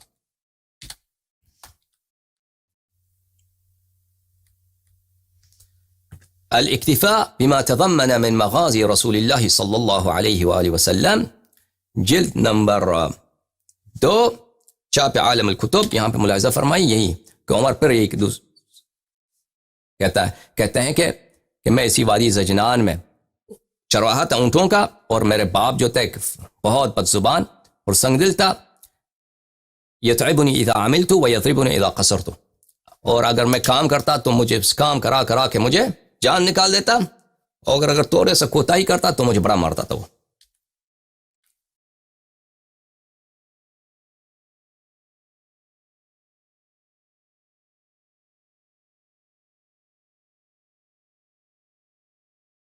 اچھا اس کے علاوہ یہ کتاب الزہد ابی داؤد سجستانی، کتاب انصاب الاشراف بلاثری میں وغیرہ ہی میں مذکور ہے، میں وہ سب آپ کو نہیں دکھاتا۔ اچھا تو یہ کیا حالت تھی عمر کی اس زمانے میں؟ یہ بچپن میں، ٹھیک ہے نا، اس کا والد اس کو مار مار کے اس سے پہاڑیوں میں جا کے وہ لکڑ لے کے آؤ، پہاڑیوں میں سے جا کے وہ پتے لے کے آؤ، اس کو خوب مارتا بھی ہے۔ ملاحظہ فرمائیے، یہ کتاب العقد الفرید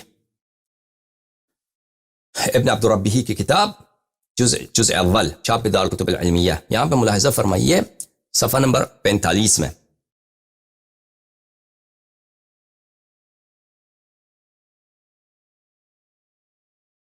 یہاں پہ خط ہے، خط لکھا جاتا ہے عمر کے درمیان اور عمرو بن العاص کے درمیان۔ عمرو بن العاص گورنر ہے مصر میں، اور وہ اپنے آپ کو شہزادہ سمجھتا ہے، ٹھیک ہے نا، اور عمر جو ہے وہ اپنے بادشاہ ہے مدینے میں، ان کے درمیان خط ہے۔ تو عمر نے اس کو خط لکھا کہ مجھے خبر پہنچایا کہ فشد لك فاشية من خيل وإبل وغنم وبقر وعبيد وأحدي بك قبل ذلك لا مال لك فاكتب لي إلي من أين أصل هذا المال ولا تكتمه۔ کہ عمر نے اس کو خط لکھا کہ مجھے خبر پہنچایا کہ تیرے پاس بڑے بڑے ہیں، تو نے بڑا ثروت جمع کیا، اتنے غلام ہیں تیرے پاس، مجھے خبر پہنچایا، رپورٹ آیا کہ تیرے پاس اتنے گائیں ہیں، اتنے دمبے ہیں، اور اتنے گھوڑے تم نے جمع کیا، اور اتنے اونٹیں جمع کیا، پہلے تو تیرے پاس اتنا مال نہیں تھا، لکھ دے تیرا مال کہاں ہے۔ تو اس نے لکھ دیا جواب میں بلی کہ میں اس زمین میں آیا ہوں، اس کا گورنر بناؤں، یہاں پہ سستائی بہت ہے، جو بیت المال سے میرا حصہ بنتا ہے اسی سے میں نے تجارت کیا ہے، تو میرا مال بہت بڑھ گیا ہے۔ اس نے جواب میں یہ دیا، اور اس نے کہا واللہ لو رأیت خیانتک حلالا ما خنتک۔ اس نے کہا کہ اگر ابن العاص نے کہا اگر بیت المال میں خیانت حلال بھی ہوتا پھر بھی میں خیانت نہیں کرتا، میں تو بڑا شریف آدمی ہوں۔ پھر اس کا جملہ دیکھیں، فاقصر ایھا الرجل فإن لنا احسابا هي خير من العمل لك ان رجعنا الیہا عشنا بها۔ فاقصر ایھا الرجل، کہا کہ اے خلیفہ سے یہ خطاب کرنا، ایھا الرجل، یہ بڑی بات ہے کہ دیکھو تم کیا اپنے آپ کو سمجھتے کیا عمر، ہمارا جو حسب ہے، ہمارا جو نسب ہے، وہ تیرے گورنر ہونے سے بہتر ہے، کیونکہ وہ کیا کہتا ہے میں سردار ہوں نا، اس لیے، اور اگر میں تیرا گورنرشپ چھوڑ بھی دوں اور اپنے جو میرے اپنی سرداری ہے اس کی طرف پلٹ جاؤں تو اس سے بھی میرا گزارا ہوتا ہے۔ اس نے یہ جواب دیا۔ تو عمر کو تسلی نہیں ہوئی، عمر نے اپنا نمائندہ بھیجا کہ جاؤ اس کے ساتھ اس کا مال نصف کرو۔ ٹھیک ہے نا، عمر نے اپنے بہت سارے گورنروں کے ساتھ یہ کام کیا ہے، تقریباً سب گورنروں کے ساتھ، کہ گورنر اس کے مختلف ملکوں میں جاتے تھے نا، یمن میں گیا ہے، بحرین میں گیا ہے، عراق میں گیا ہے، مصر میں گیا ہے، تو بعد میں وہ مال جمع ہوتا تھا ان کا، مثلا جیسے میں نے وہ تقاریر کی گستاخی صحابہ کہ عمر نے اس کے ساتھ ابو ہریرہ کے ساتھ کیا تھا، اس کا آدھا مال تو اسے چھین لیا تھا نا کہ تو چور ہے، تو اس طرح ان کا آدھا مال نصف کرتا تھا کہ آدھا دے دو، آدھا تمہارا۔ ٹھیک ہے نا، تو اس نے کسی کو بھیج دیا، اپنے نمائندے کو بھیج دیا کہ تو جا کے اس کا نصف مال میں اس سے لے لے۔ تو وہ آ گیا، اس کا نام تھا محمد ابن مسلمہ۔ جب محمد ابن مسلمہ مصر آ گیا تو عمرو بن العاص نے اس کے لیے بہت بڑی دعوت ترتیب دی، بہت پارٹی ہے بھائی، بہت کھانا ہے۔ تو محمد ابن مسلمہ نے کہا کہ یہ رشوت ہے، مجھے پتہ ہے، تو مجھے کس لیے کھانا کھلا رہا ہے، میں نہیں کھاؤں گا۔ تو پھر اس نے آیا، اس نے سب اس کا مال نصف کر دیا، حتیٰ کہ اس کے جوتے بھی تھے نا عمرو بن العاص کے، وہ ایک جوتا اٹھا لیا اس نے، اور ایک جوتا عمرو العاص کو دے دیا۔ تو عمرو بن العاص کو غصہ آیا، تو اس نے یہ جملے کہے، یا محمد ابن مسلمہ قبح اللہ زمانا عمرو بن العاص لعمر بن الخطاب فیہ عامل، کہتا ہے کہ اللہ لعنت کرے اس وقت کو کہ عمر ابن العاص، میں عاص کا بیٹا عمر بن الخطاب کا گورنر بناؤں، اور اس طرح مجھے ذلیل کرتا ہے۔ وَإِنِّي لَأَعْرَفُ الْخَطَّابَ، اور مجھے یاد ہے وہ زمانہ کہ خطاب يحمل فوق رأسه حزمة من الحطب وعلى ابنه مثلها، کہ خطاب خود بھی تھا، اس کے سر پہ حزمہ بولتے ہیں کہ باندھا جائے، کسی چیز کو باندھا جائے، لکڑ کا ایک بستہ اس نے باندھا اپنے سر پر، اور اس کا بیٹا بھی جو ہے اس کے سر پہ بھی لکڑی ہے۔ یہ غریب فقیر لوگ تھے نا، جا رہے ہیں، یہ چل رہے ہیں، وہ پہاڑی سے لکڑی لا رہے ہیں۔ وما منهما الا في نمرة لا تبلغ رسغيه، رسغی بولتے ہیں، رسغ کھلائی کو بھی بولتے ہیں، اور پیر کے ٹخنوں کو بھی بولتے ہیں۔ اور کہتے ہیں کہ اس کے پاس قمیص بھی نہیں تھا، ردا بھی نہیں تھا، پورا یہ کمر سے اوپر سب یہ ننگا، صرف ان دونوں کے کمر پہ وہ دھوتی نمرہ کی دھوتی، وہ اون کی دھوتی ہوتی ہے جو وحشی عرب ہوتا ہے نا، صحرائی بدوی عرب، وہ پہنتے ہیں. تو ان کے باپ بیٹے کے پاس وہ یہ ننگا سر پہ یہ رکھے ہوئے، یہ آ رہے تھے پہاڑی سے لکڑ لے کے، اور کچھ بھی نہیں تھا، ایک دھوتی ہے کمر میں ہے، وہ بھی وہ اون کی دھوتی جو وحشی عرب بدوی عرب پہنتے ہیں، وہ ان کے کمر میں، وہ بھی اتنا چھوٹا کہ ان کے ٹخنوں تک بھی نہیں ہے. اور اسی وقت واللہ ما كان العاص بن وائل يرضى ان يلبس الديباج مزورا بالذهب، اور میرے والد جو تھے اسی وقت سلک ریشم کا کپڑا، ریشمی کپڑا جس پہ سونے کے زیور بھی ہو، اس پہ بھی وہ راضی نہیں ہوتا تھا اس زمانے میں. میرے والد جو تھے عاص بن وائل، عرب کا جو سردار تھا، قریش کا سردار، وہ تو اس میں بھی راضی نہیں ہوتا تھا کہ اس کے کپڑا جو ریشمی تھا اس پہ سونا بھی چڑھا ہوا ہو نا، اس میں بھی راضی نہیں ہوتا تھا کہ ہو. اچھا، یہ خط اور یہ جواب خط بہت ساری کتب میں موجود ہے. ملاحظہ فرمائیے، یہ کتاب مرآۃ الزمان فی تواریخ الاعیان، تعلیف سبت من الجوزی، چاپ عالم الرسالہ العالمیہ، جزء 5. یہاں پہ ملاحظہ فرمائیے کہ صفحہ نمبر 414. وقاسم عمرو بن العاص مالہ، عمر نے قاسم مقاسمہ کیا، تقسیم کیا، آدھا مال اس سے چھین لیا نا، اس سے کہ تو چور ہے، آدھا مال اس سے لے لیا کہ تو چور ہے. بھئی اگر صحابہ سب عدول ہیں مجھے بتاؤ، اور یہ تو بہت سارے کتب میں موجود ہے اس بات کی تائید. ٹھیک ہے، وہ میرے سیریز آپ دیکھ لیجئے، گستاخی صحابہ، جس میں عمر نے ابو ہریرہ سے اس کا آدھا مال چھین لیا تھا. دیکھیں، اگر صحابہ عدول ہیں وہ یعنی وہ غلط کام نہیں کرتے، تو عمر نے اپنے گورنروں سے جو مشہور صحابہ تھے ان کا آدھا مال اسی لیے کہ تو نے چوری کیا ہے، کیسے چھین لیا، جیسے ابو ہریرہ سے، ٹھیک ہے نا، وہ تو صحیح سند کے ساتھ ہے، کیسے اس سے لے لیا. تو پھر یہ تو ظلم ہے انہیں، جو عدل عمر کہتے ہیں نا، عدل عمر، یہ عدل یہی ہے کہ عادل لوگوں سے، نیک لوگوں سے اس کا آدھا مال چھین لو. پھر اگر صحابہ عدول نہیں ہیں، وہ چور بھی ہو سکتے ہیں، تو ان کی جرح کیوں نہیں کرتے ہو؟ ان کی جرح کیوں کرتے؟ اگر صحابہ عادل نہیں ہے تو اس کی حدیث ضعیف، تو پھر تمہارے پاس تو کوئی حدیث بھی نہیں بچے گی نا. ٹھیک ہے کہ نہیں؟ جواب دو. اور یہ بات، اگر وہ چور ہیں تو آدھا مال کیوں لیتے ہو چور سے؟ تو پورا مال لے لینا چاہیے اس سے. ٹھیک ہے، یہ عمر کے بھی طریقہ کار دیکھیں، یہ کوئی عدل ہے کہ چور کا آدھا مال لے لو، آدھا مال اس کو چھوڑ دو، پھر اس کو دوبارہ اسی کا عہدے پہ رکھ دو، عہدے سے نہ ہٹاؤ. اگر وہ چور ہے تو اس سے پورا مال لے لو، پھر اس کو ہٹا دو. اگر وہ چور نہیں ہے، تو اس کا آدھا مال کیوں لیتے ہو؟ ٹھیک ہے نا. تو اس کتاب میں مرآۃ الزمان میں بھی یہی قبح اللہ زمانا، یہی جملے وہاں پہ بھی موجود ہے، تو میں اس کو تکرار نہیں کرتا. عزیزو، کتاب مجموعۃ الفتاوی لشیخ الالحاد ابن تیمیہ الحرانی، الجزء 28، یہاں پہ ملاحظہ فرمائیے صفحہ نمبر 157 میں، وَلِهَذَا شَاطَرَ عمر، شاطر یعنی قاسم، عمر من عماله من كان له فضل ودين لا يتهم بخیانہ. عمر نے اپنے ان گورنروں سے جن کا جو صاحب فضل ہیں، صاحب دین ہیں، خیانت پہ متہم بھی نہیں، ان کا آدھا مال اس نے چھین لیا. اچھی بات، یہ عجب انصاف ہے، عجب عدل ہے. ٹھیک ہے نا بھائی، عدل کی بات کرتے ہیں، عدل عمر.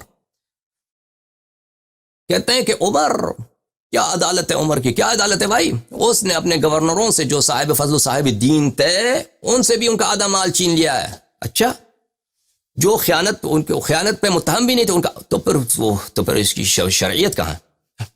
تو میں ایک شریف آدمی کا جو صاحب فضل بھی ہے، صاحب دین بھی ہے، خائن بھی نہیں ہے، چور بھی نہیں ہے، اس کا آدھا مال چھین لے، یہ اس سے بڑا ظلم کیا ہے؟ ٹھیک ہے نا. کس لیے چھینا؟ انما شاطرهم لما كانوا خصوا به لاجل الولايه من محابات وغيرها وكان الامر يقتضي ذلك. کہتے ہیں اس لیے ان سے آدھا مال چھین لیا ہے کیونکہ محبت میں ان کو گورنر بنایا تھا، محبت میں، دوستی میں، رشتہ داری میں، محبت میں ان کو گورنر بنایا تھا، تو آدھا مال اس چھیننا پڑا وہاں. تو یہ کوئی طریقہ کار ہے؟ اگر میں آپ کا دوست ہوں، ٹھیک ہے نا، میرا کاروبار ہے، میرے پیسے بن گئے، تو آ کے میرا آدھا پیسہ لے لے کہ تو میرا دوست ہے. اور پھر کیا کہتا ہے؟ ذالک لأنه كان امام عدل يقسم بالسویہ، کیونکہ عمر بڑا عادل تھا. او بھائی ابن تیمیہ، عقل کہاں ہے تیری؟ ابن تیمیہ جملے بھی ایسے بولو نا کہ پکڑے نہ جاؤ. کہتے ہیں یہ اس لیے کہ عمر بڑا امام عادل تھا, وہ مساوات میں تقسیم کرتا تھا. مساوات میں تقسیم یہی ہے کہ جو شخص شریف ہے, جو شخص چور نہیں ہے, اس کا مال آدھا مال لے لو, ٹھیک ہے. یہ تو اس سے ظلم کیا ہے؟ ظلم تو یہی ہے کہ اس کا آدھا مال لے لو. لیکن اگر وہ واقعاً چور ہیں تو پھر آدھا مال کیوں لیتے ہو؟ پورا مال لیا کرو. ایک میں جملہ دکھاؤں آپ کو. سید المسلمین, یہ کتاب شیعہ کتاب ہے بھی جو دکھانے والا ہوں, ابھی تک جتنے کتابیں دکھا چکے ہیں یہ عمری کتاب ہے. سید المسلمین سلام اللہ علیہ, کتاب سلیم ابن قیس میں, کتاب سلیم جزء ثانی, یہاں پر صفحہ نمبر 675 میں حدیث الرابع عشر, یہاں پہ اگلے صفحے میں دیکھیے. سید المسلمین علیہ الصلوۃ والسلام صفحہ نمبر یہ 674 فرماتے ہیں العجب مما اشربت قلوب هذه الامه من حب هذا الرجل وصاحبه من قبله. کہتے ہیں مجھے تعجب ہے کہ اس امت کو اس شخص یعنی عمر کی محبت اور اس سے پہلے والا جو ابو بکر تھا اس کی محبت ان کے دلوں میں کیسے بھر گئی ہے. والتسلیم له في كل شيء احدث, اور ہر بدعت یہ لے کے آتے ہیں تو یہ سب ان کی بات مانتے ہیں. لأن كان عماله خونة وكان هذا المال في أيديهم خيانة ما حل له تركه. اگر یہ اس کے عمال گورنروں جن کا آدھا مال یہ لیتا تھا ان سے, نصف کرتا تھا نا کہ تم نے چوری کیا, اگر یہ واقعا خائن ہے, چور ہے, ٹھیک ہے نا, تو اس کو جائز نہیں ہے کہ وہ ان کا آدھا مال لے لے, تو پورا مال لینا چاہیے, سب مال چوری کا, خیانت کا. وَكَانَ لَهُ أَن يَأْخُذَ لَهُ كُلَّهُ فَإِنَّهُ فَيْءُ الْمُسْلِمِينَ. واجب تو یہ ہے کہ اگر واقعا یہ چور ہیں تو ان کا پورا مال ان سے لینا چاہیے, کیونکہ یہ مسلمانوں کا حق ہے, بیت المال سے اس نے خیانت کی ہے, چوری کیا ہے. فَمَا لَهُ يَأْخُذُ نِصْفَهُ وَيَتْرُكُ نِصْفَهُ. کیا ہوا ہے عمر کو؟ یہ کیا دین ہے؟ یہ وہ جیسے ابن تیمیہ کہتا ہے کہ امام عدل ہے, تقسیم بالسویہ کرتا ہے, انصاف کے ساتھ بانٹتا ہے. انصاف کے ساتھ بانٹنا یہی ہے کہ چور کو جس نے بیت المال سے, وہ چوری ہی کی وجہ سے اس سے مال چھینتے ہو, آدھا مال اس کو دے دیتے ہو, آدھا مال لے لیتے ہو, تو تیرے باپ کا حق ہے کہ آدھا مال اس کو دیتے ہو, ٹھیک ہے نا. یہ کیا کہاں سے تمہیں حق ملا ہے کہ تم آدھا لے لو آدھا ترک کرو؟ وَلَئِن كَانُوا خَيْرَ خَوَنَةٍ فَمَا حَلَّ لَهُ أَن يَأْخُذَ أَمْوَالَهُمْ وَلَا شَيْئًا مِّنْهُمْ قَلِيلًا وَلَا كَثِيرًا. اور اگر وہ چور نہیں ہے تو اس کو کسی کو حق نہیں ہے کہ ان کا مال لے لے, آدھا مال لے لے, یا کم مال, آدھا سے کم تر لے لے, سلس, ربع, خمس لے لے. اگر یہ مال میرا ہے, چوری کا نہیں ہے, تو عمر کو کیسے حق پہنچتا ہے کہ آدھا مال لے لے, یا اس سے اقل یا اس سے اکثر لے لے؟ کوئی ایک آنا بھی لینے کی حق نہیں ہے, ٹھیک ہے کہ نہیں؟ سب ظلم ہے, ہر لحاظ سے ظلم ہے. وَإِنَّمَا أَخَذَ أَنصَافَهَا. اور عمر نے کیا کیا؟ ان میں سے نصف ان لوگوں سے اخذ کیا, آدھا تمہارا عمرو بن العاص, آدھا تمہارا ابو ہریرہ, آدھا میرا. ولو كانت في أيديهم خيانة ثم لم يقروا بها ولم تقم عليه البينة ما حل له أن يأخذ منهم قليلا ولا كثيرا. سبحان اللہ, سبحان اللہ. سلام ہے امیر المؤمنین علیہ السلام کے بیان کو, سلام ہے امیر المؤمنین علیہ السلام کی فقہ کو. اور اگر کوئی مال بھلے انسان کی قاعدۃ الید یہی ہے کہ اگر میں مسلمان ہوں نا, یہ کتاب میرے گھر میں ہے, یہ کتاب میرے گھر میں ہے, یہ کتاب میرے ہاتھ میں ہے, کسی کا حق نہیں پہنچتا کہ کہے یہ کتاب چوری کا ہے. یہ جب تک میں خود اقرار کروں کہ میں نے یہ چوری کیا ہے, ٹھیک ہے نا, یہ کتاب میرے گھر میں ہے, یہ قلم میرے گھر میں ہے, یہ قلم میرے گھر میں ہے, یہ انگوٹھی میرے ہاتھ میں ہے, کسی کو حق نہیں پہنچتا کہ یہ انگوٹھی میرے ہاتھ سے چھین لے. میرے پاس کوئی رسید نہیں ہے, کوئی بات نہیں ہے, کیونکہ میرے ہاتھ میں یہ, کیونکہ میرے ملکیت میں ہے, میرے ہاتھ میرے کنٹرول میں ہے, یہ میری ملکیت ہے, رسیدوں کی ضرورت ہی نہیں ہے اس وقت تک کہ میں خود اقرار کروں. میں کہہ دوں کہ جی ہاں میں نے انگوٹھی چوری کیا, جی ہاں, اس وقت پھر یہ میرا حق نہیں ہے, میں نے خود یا یہ کہ شاہد آ جائیں, بینہ شہادت دے دیں, شہود عدول, سچے شاہد سے کہ ہم نے دیکھا تھا اللہ یاری صاحب نے یہ انگوٹھیاں کہاں سے اٹھائی ہیں, اس نے چوری کیا, یا کتاب کسی اور کا ہے, اللہ یاری نے چوری کیا, ٹھیک ہے نا. اس وقت تک اگر پتہ بھی چلے کہ مال خیانت کا مال ہے, جب تک بینہ نہ ہو, شہود شہادت نہ دیں, یا خود وہ شخص گورنر اقرار نہ کرے, تو کوئی حق نہیں ہے کہ اس کا مال چھینا جائے. پھر فرماتے ہیں وَأَعْجَبُ مِنْ ذَلِكَ, پھر ایسے عجیب تر اعادتهم ایاہم الى اعمالہم, اس سے بھی عجیب تر ان سے چوری کے الزام میں ان سے آدھا مال چھینتا ہے, پھر اس کو اسی گورنرشپ میں ہاں ابقاء کرتا ہے اسی گورنرشپ میں، اس کو کنٹینیو کرتا ہے کہ تم گورنر رہو، ٹھیک ہے، آدھا مال لے لیتا، چلو اب واپس جاؤ اپنے پوسٹ پہ بھائی اگر چور ہے تم نے اس کا آدھا مال لے لیا ہے، ٹھیک ہے نا، یہ کوئی انصاف ہے بھائی؟ اگر کوئی ابھی امریکہ میں اس طرح کا صدر ہو کہ کسی شخص کو آپ اس کے پوسٹ سے، یہ تو ہوتا ہی نہیں، یہ کسی گورنمنٹ میں اس طرح نہیں ہوتا نا، یہ تو ایسے گورنمنٹس میں ہوتا ہے جہاں پہ کوئی حساب کتاب ہی نہیں ہے۔ بنانا ریپبلکس میں ہوتا ہے۔ بنانا ریپبلکس کس کو بولتے ہیں؟ بنانا ریپبلکس بولتے ہیں عمر کی حکومت کو۔ اس میں اس طرح کام ہوتا ہے بھائی کہ جو مرضی گورنر، خلیفہ، بادشاہ سلامت جو مرضی کرے، جو مرضی کرے، جس طرح کرے، کوئی پوچھنے والا ہی نہیں کہ نہ کوئی قانون، وہ جو کرے وہی قانون ہے بھائی۔ لَإِن كَانُوا خَوَنَةً مَا حَلَّ لَهُ أَن يَسْتَعْمِلَهُمْ، اگر وہ خائن ہے تو ان کو کیوں دوبارہ ان کے پوسٹ پہ دیا ہے، کیوں ان کو اپنا عامل بنایا، اپنا گورنر بنایا۔ وَلَئِن كَانُوا غَيْرَ خَوَنَةٍ مَا حَلَّتْ لَهُ أَمْوَالُهُمْ، اگر وہ خائن نہیں ہے تو ان کا مال تم نے کس لیے چھینا ہے، ان کا نصف مال کیوں چھینا ہے تم نے؟ عمر بتاؤ، ٹھیک ہے نا بھائی۔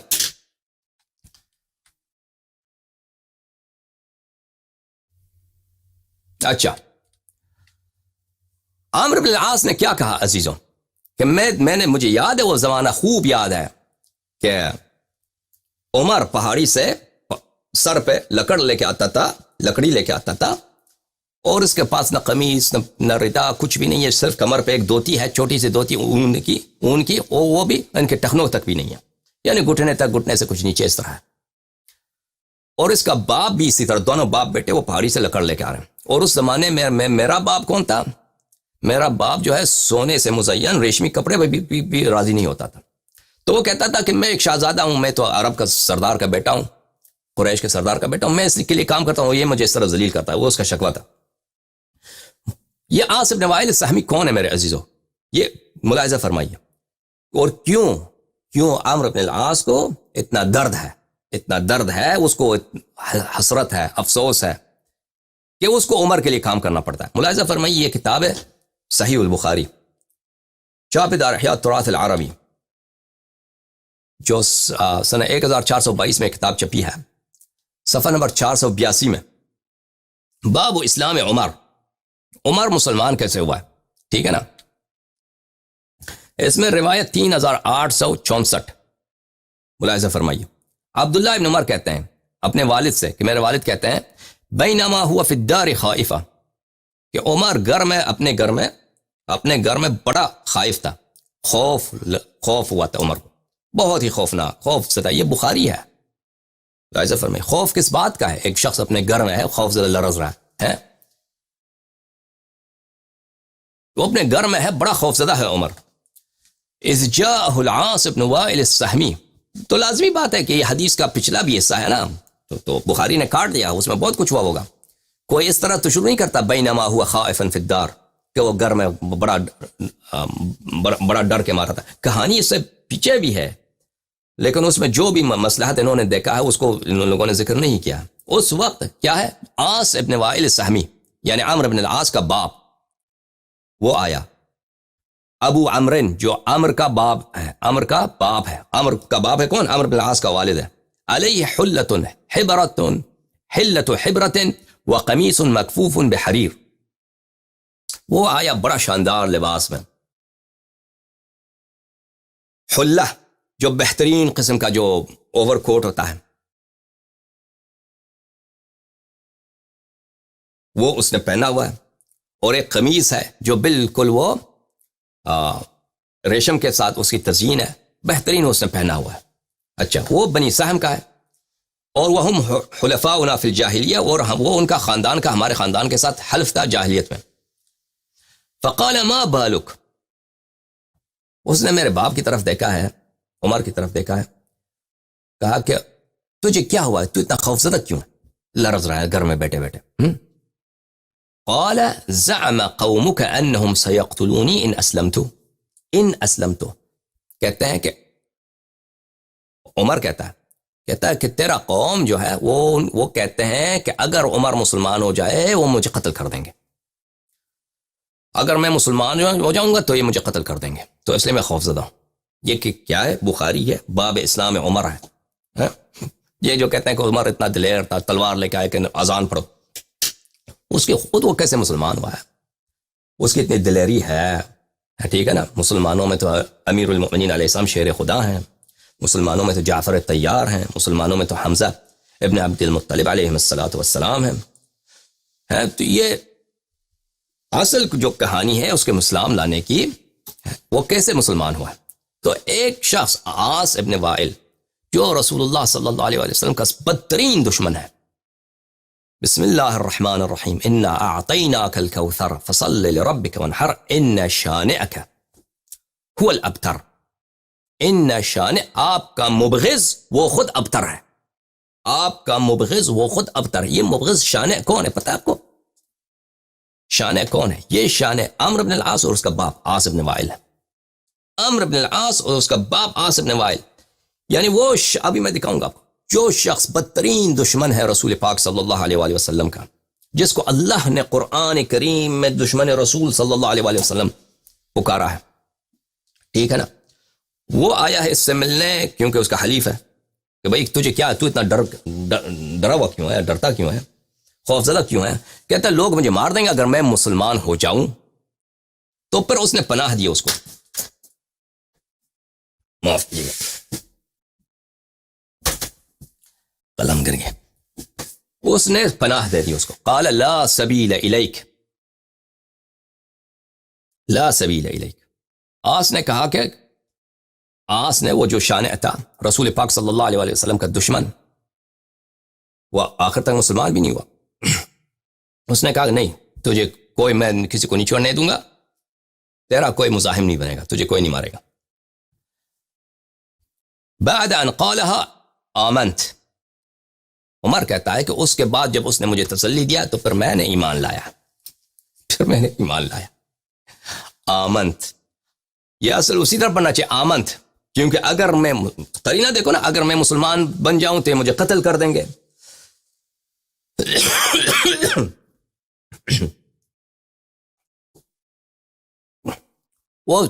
وہ سردار ہے بھائی، بہت بہترین لباس پہن کے آیا ہوا ہے، وہ نخرے والا مغرور سردار، وہ کہتا ہے نہیں تجھے میں نے پناہ دیا. تو اس کے بعد میں ایمان لایا. یا مثلا یہ لوگ جو بخاری کے شراح ہیں وہ اس طرح تو نہیں پڑھنا چاہتے، وہ سے کہتے ہیں امنت، بعد ان قالها امنت، یعنی اس نے جب کہا تو پھر مجھے تسلی ہو گیا، پھر میرا خوف اٹھ گیا میرے سے، میں خوف زدہ تھا. جب اس شان الرسول صلی اللہ علیہ وآلہ وسلم نے مجھے پناہ دیا تو پھر میں نے امن کا احساس کیا کہ اب مجھے کوئی نہیں مارے گا، ٹھیک ہے نا. پھر وہ سب باتیں جھوٹ ہیں کہ تلوار لے کے آیا کہ چلیں اب اذان پڑھتے ہیں علنا. فخرج العاص، آس عمر کے گھر سے نکل گیا. فلقی الناس سال بهم الوادی، اس نے لوگوں کو دیکھا کہ لوگ وہاں پہ کچھ ان کا اجتماع ہے، وہ کہتے ہیں عمر کو مارتے ہیں، یہ مسلمان بننا چاہتا ہے، اس کو مارتے ہیں. فقال این تریدون، آس جو سردار تھا مشرکین کا، اس نے کہا کہاں جانا چاہتے ہو، کیا چکر ہے؟ کہا کہ نرید هذا ابن الخطاب الذي سبا، ہم کہا کہ یہ عمر مسلمان بننا چاہتا ہے، ہم اس کا صفایا کرتے ہیں، اس کو پٹائی کرتے ہیں، اس کو پٹائی کرتے ہیں، ٹھیک ہے نا. انہوں نے نہیں کہا کہ ہم قتل کریں گے، انہوں نے کہا ہمیں ان سے کام ہے، عمر سے کام ہے، یہ مسلمان بننے کے چکر میں. قال لا سبیل الیہ، اس نے کہا نہیں، اس نے کہا کہ کیا نہیں، عمر میرے پناہ میں، عمر کو نہ چھیڑو. فکر الناس، پر لوگ نہ کہ یار یہ سردار نے نہیں کرنے دیا نا، ہم اس کو پٹائی کرتے یا قتل کرتے، جو بھی تھا ان کا ارادہ. قتل تو بعید ہے، وہ مارتے، گالی وغیرہ دیتے، عمر اسی لیے ڈر گیا تھا. تو پھر وہ لوگ پلٹ گئے، انہوں نے عمر کو نہیں چھیڑا. تو کیوں نہیں چھیڑا؟ تو آس ابن وائل کا یہ کیا ہے، آس کا ان پہ احسان ہے. آس ابن وائل اور عمرو عاص کے والد کے پروٹیکشن میں رہنے والے لوگ ہیں. اچھا، میں نے کہا ان شانئک الابتر هو الابتر کون ہے؟ یہ عمرو بن العاص، کیونکہ یہ لوگوں نے، عمرو بن العاص نے رسول اللہ صلی اللہ علیہ وآلہ وسلم کے حج میں ایک قصیدہ لکھا تھا. اس نے جب مکے کے رسول اللہ صلی اللہ علیہ وسلم مکے میں تھے، اور اس کے والد تو ان کو، وہ تو کہتے تھے کہ رسول اللہ صلی اللہ علیہ وسلم جشن مناتے تھے کہ ان کا کوئی بیٹا نہیں ہے، کیونکہ ان کے جو بیٹے جو تھے، ایک جناب قاسم علیہ السلام تھے، جناب عبداللہ تھے، یہ ان کا وفات ہو گیا تھا بچپن میں. اور جب ان کے وفات ہو گیا تھا تو وہ خوش ہو گئے تھے کفار قریش، اور کہا تھا کہ رسول اللہ صلی اللہ علیہ وسلم نستجیر باللہ نستجیر باللہ، ان کی نسل نہیں، ابتر ان کی کوئی نسل نہیں رہے گی. تو اللہ تعالیٰ نے کہا کہ جو تیرا مبغض ہے، جو تیرا شانع ہے، ان شانعک هو الابتر، وہ ابتر ہے. ٹھیک ہے نا. ملاحظہ فرمائیے یہ کتاب دلائل النبوہ ومعرفت احوال صاحب الشریعہ تألیف البیہقی، الصفر الثانی، چاپ دار الکتب العلمیہ، جو سنہ 1988 میں چھپی ہے. ملاحظہ فرمائیے یہاں پر روایت ہے، روایت نہیں ہے، صفحہ نمبر نہیں ہے، مثلا 69 میں، کہ قاسم ابن رسول اللہ صلی اللہ علیہ وآلہ وسلم، کنیا بھی ہے نا، کنیا مبارکہ کیا ہے؟ حضرت رسول صلی اللہ علیہ وآلہ وسلم کا ابو القاسم. اور ان کے جو کوئی ان کو ابو القاسم کے اسم سے بہت کم تاریخ میں پکارا ہو. کنیا ان کا ابو القاسم ہے، لیکن رسول اللہ صلی اللہ علیہ وسلم کے لقب سے پکارتے تھے. لیکن ان کا جو بھائی تھا جناب عقیل علیہ السلام، کیونکہ ان کے بڑے بھائی تھے، وہ ایک گھر میں پلے تھے نا. رسول اللہ صلی اللہ علیہ وسلم کی پرورش جناب حضرت ابو طالب علیہ السلام کے گھر میں ہوئی تھی، ان کے دامن میں پلے بڑے تھے. تو جناب عقیل علیہ السلام ایک بھائی کی طرح تھے رسول اللہ صلی اللہ علیہ وسلم کے لیے، تو وہ ان کو ابو القاسم کہتے تھے، ابو القاسم. كان القاسم ابن رسول الله صلی اللہ علیہ وآلہ قد بلغ ان يركب الدابة ويسير النجيب. جناب قاسم علیہ السلام حضرت فاطمہ الزہرا سلام اللہ علیہا کے بھائی اور حضرت خدیجہ سلام اللہ علیہا کے فرزند، یہ نوجوان ہو گئے تھے، مثلا عمر کافی ہو گیا تھا. یہ گھوڑے پہ سوار بھی ہوتے تھے اور سواری پہ سوار ہوتے تھے، گھوڑے پہ سوار ہوتے تھے. جب ان کی وفات ہو گئی ہے تو عمرو بن العاص ابن النابغہ اس نے کہا لقد اصبح محمد ابتر من ابن صلی اللہ علیہ وآلہ وسلم، کہ رسول اللہ صلی اللہ علیہ وسلم ابتر ہو گئے ہیں، اپنے بیٹے سے ابتر ہو گئے ہیں. تو اس وقت اللہ نے سورہ نازل کیا ہے، انا اعطیناک الکوثر فصل لربک وانحر ان شانئک هو الابتر. کذا روی بهذا الاسناد. بیہقی فرماتے ہیں کہ اس طرح روایت میں یہی ہے کہ ابتر کی، اس روایت میں کون ہے ابتر؟ کون ہے؟ عمرو بن العاص ہے. والمشہور، لیکن مشہور یہی ہے، ان آیت نزلت فی ابیہ، مشہور یہ ہے کہ آیت کا نزول کس کے شان میں ہے؟ ہاں، عاص بن وائل کے شان میں، وہی جس نے کی پناہ میں، بس قول صریح ہے بخاری. عمر مسلمان ہوئے ہیں تو کس کی پناہ میں؟ ہاں. اور اب وہاں پہ میٹنگ میں کیا گزرا ان کے درمیان نا، وہ تو عمر تو نقل نہیں کرتا، اگر کوئی اپنی برائی بات تو نقل تو نہیں کرتا نا. جو رسول اللہ صلی اللہ علیہ وسلم کا پکا دشمن ہے، جس کو اللہ نے کہا یہ آپ کا مبغض ہے اور یہ ابتر ہے، یعنی عاص، ٹھیک ہے نا، وہ اس سے میٹنگ رکھتا ہے اور کہتا ہے میں لوگوں کو تجھے ٹچ نہیں کرنے دوں گا. پھر اس کے بعد یہ مسلمان ہوتا ہے. تو وہاں پہ کیا وعدے کیے ہوں گے بھائی؟ وہ تو کوئی پاگل تو نہیں ہے. اس کے لیے کیا ہوتا، کہتا مسلمان نہ بن، تجھے اجازت نہیں مسلمان بننے کی، تم لوگ تجھے مار دیں گے. اس نے دشمنی کا تقاضا تو یہی ہے. وہ اسلام، اس کے لیے اسلام، قریش کے سردار جو تھے وہ اسلام کو اپنے لیے سب سے بڑا خطرہ سمجھتے تھے، اور اسی لیے تو ہر طرح سے رسول پاک صلی اللہ علیہ وسلم کی دشمنی کرتے تھے. ٹھیک ہے نا. تو وہ اس طرح کہ ایک شخص مسلمان بننا چاہتا، وہ لاپرواہی کے ساتھ چلو بن جاؤ کوئی بات نہیں، میں لوگوں کو روک دوں گا، یہ تو دشمنی کا تقاضا یہ تو نہیں ہے. ٹھیک ہے نا. وہاں میٹنگ میں آپ اگر، ہمیں اللہ نہیں معلوم، ہمیں اللہ جانتا ہے کہ میٹنگ میں کیا ہوا. اب بہت کچھ ہوا ہوگا ان کے درمیان، جن وعدوں کے بدولت اس نے اجازت دی کہ تم مسلمان بن سکتے ہو. ٹھیک ہے نا. وَإِلَّا جس کو اللہ نے کہا کہ یہ رسول صلی اللہ علیہ وسلم کا دشمن ہے، وہ کیسے کہتا کہ تو چلو مسلمان بن، کوئی بات نہیں، میں تجھے پروٹیکشن دوں گا. سمجھ میں آ رہی نا بات آپ کو؟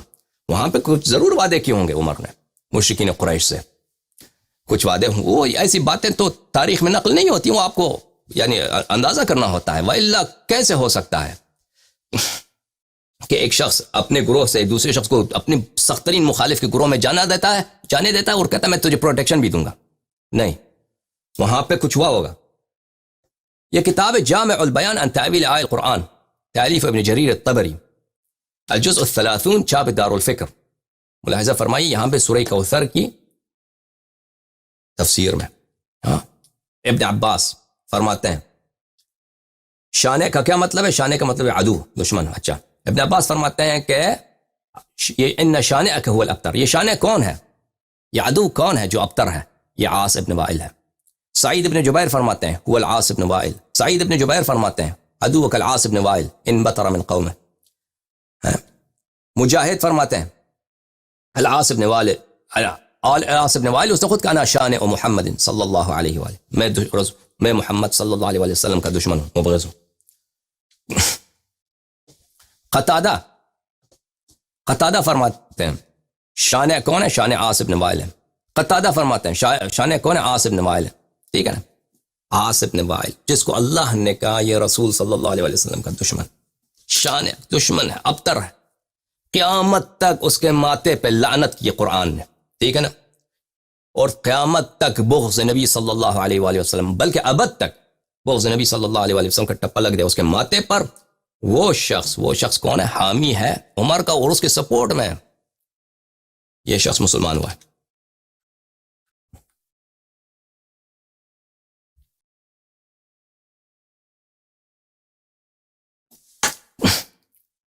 اچھا، پلٹ جاتے ہیں بحث کو. تو ہم نے کیوں عاص بن وائل کا یہ آپ کی خدمت میں پیش کیا؟ اس لیے کہ عاص بن وائل ایک سردار تھا قریش میں، اس کی بڑی عزت تھا، پاور تھا، اور عمر اس کا بیٹا ہے، عمرو بن العاص اس کا بیٹا ہے. اور یہ عمرو بن العاص جب عمر کا گورنر بنا ہے، وہ تو ایک طرح سے اس کو جلن ہے، ایک طرح سے وہ اس کو حسرت ہے کہ میرا باپ نے تو اس کو پروٹیکشن دیا تھا، یہ کیسے میں اس کا گورنر بنوں. پھر عمر نے جو اس کو تذلیل کیا ہے، تو پھر اس پس منظر میں اس نے یاد کیا ہے کہ وہ ایک زمانہ وہ تھا کہ میرا باپ سونے کے کپڑے پہنتا تھا اور یہ اپنے باپ کی طرح، باپ کے ساتھ یعنی عمر اپنے والد کے ساتھ اس طرح محنت مزدوری کرتے تھے، جو ان کے پاس کپڑا بھی نہیں ہوتا، ننگے ہو کے کام کرتے تھے. اچھا، اس لیے یہ پیش کرنا پڑا ہمیں. یہ کتاب ہے کتاب اثبات صفت العلو، تألیف ابن قدامہ المقدسی، چاپ مؤسسۃ العلوم والحکم المدینہ المنورہ، سن 1928 میں ایک کتاب چھپی ہے. ملاحظہ فرمائیے،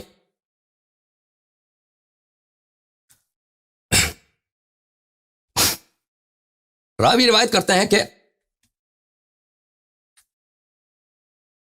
عمر مسجد سے نکل رہے تھے، ایک خاتون آئی راستے پر، فسلم علیہا، عمر نے اس پہ سلام کیا، فردت علیہ السلام، عمر نے اس کو سلام دیا، یعنی آپس کو جانتے تھے ایک دوسرے کو.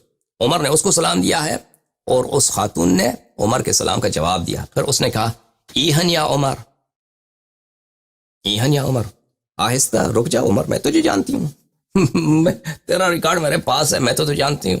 احدتک وانت تسمى عمیرا فی سوق عکاظ.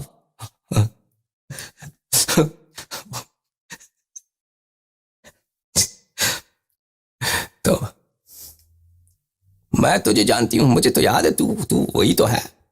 مکے میں سوق عکاظ میں عمیر یعنی عمر چھوٹو، یہ مصغر ہے، عمر چھوٹو، تو وہی تو ہے.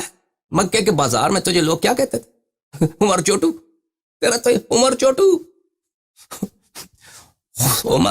عمیر، تجھے تو لوگ عمیر بولا پکارتے، تو وہی تو ہے. ترعى الصبيان بعصاك، تیری ڈیوٹی تھی کہ بچوں کی دیکھ بھال کرے بازار میں. دکاندار وغیرہ تھے مثلا کو ڈیوٹی دیا تھا کہ بچوں کو چائلڈ کیئر کرتے. تو وہی تو ہے بھائی، تو وہی. سوق عکاظ میں، مشرکین کے بازار میں، وہاں پہ جو سوق عکاظ وہی تو ہے نا کہ عرب میں جاہلیت میں وہاں پہ وہ شعر بھی پڑھتے تھے، وہاں پہ جشن ہوتا تھا معلقات سبع کا. مکے کا بڑا مشہور اب بھی ہے سوق عکاظ میرے خیال میں مکے میں. فلم تذهب الايام حتى سميت عمر، پھر تو جو ہے دنیا وقت گزر گیا، پھر تو عمر چھوٹو سے تو عمر بن گیا، عمیر سے عمر چھوٹو سے تو عمر بن گیا. ثم تذهب الايام، پھر اللہ کی شان دیکھو، حتى سميت امیر الفاسقین، تو اب گورنر بن چکا ہے، خلیفہ بن چکا ہے. یا سبحان اللہ، تیرا ریکارڈ تو ہمیں یاد ہے. ٹھیک ہے نا.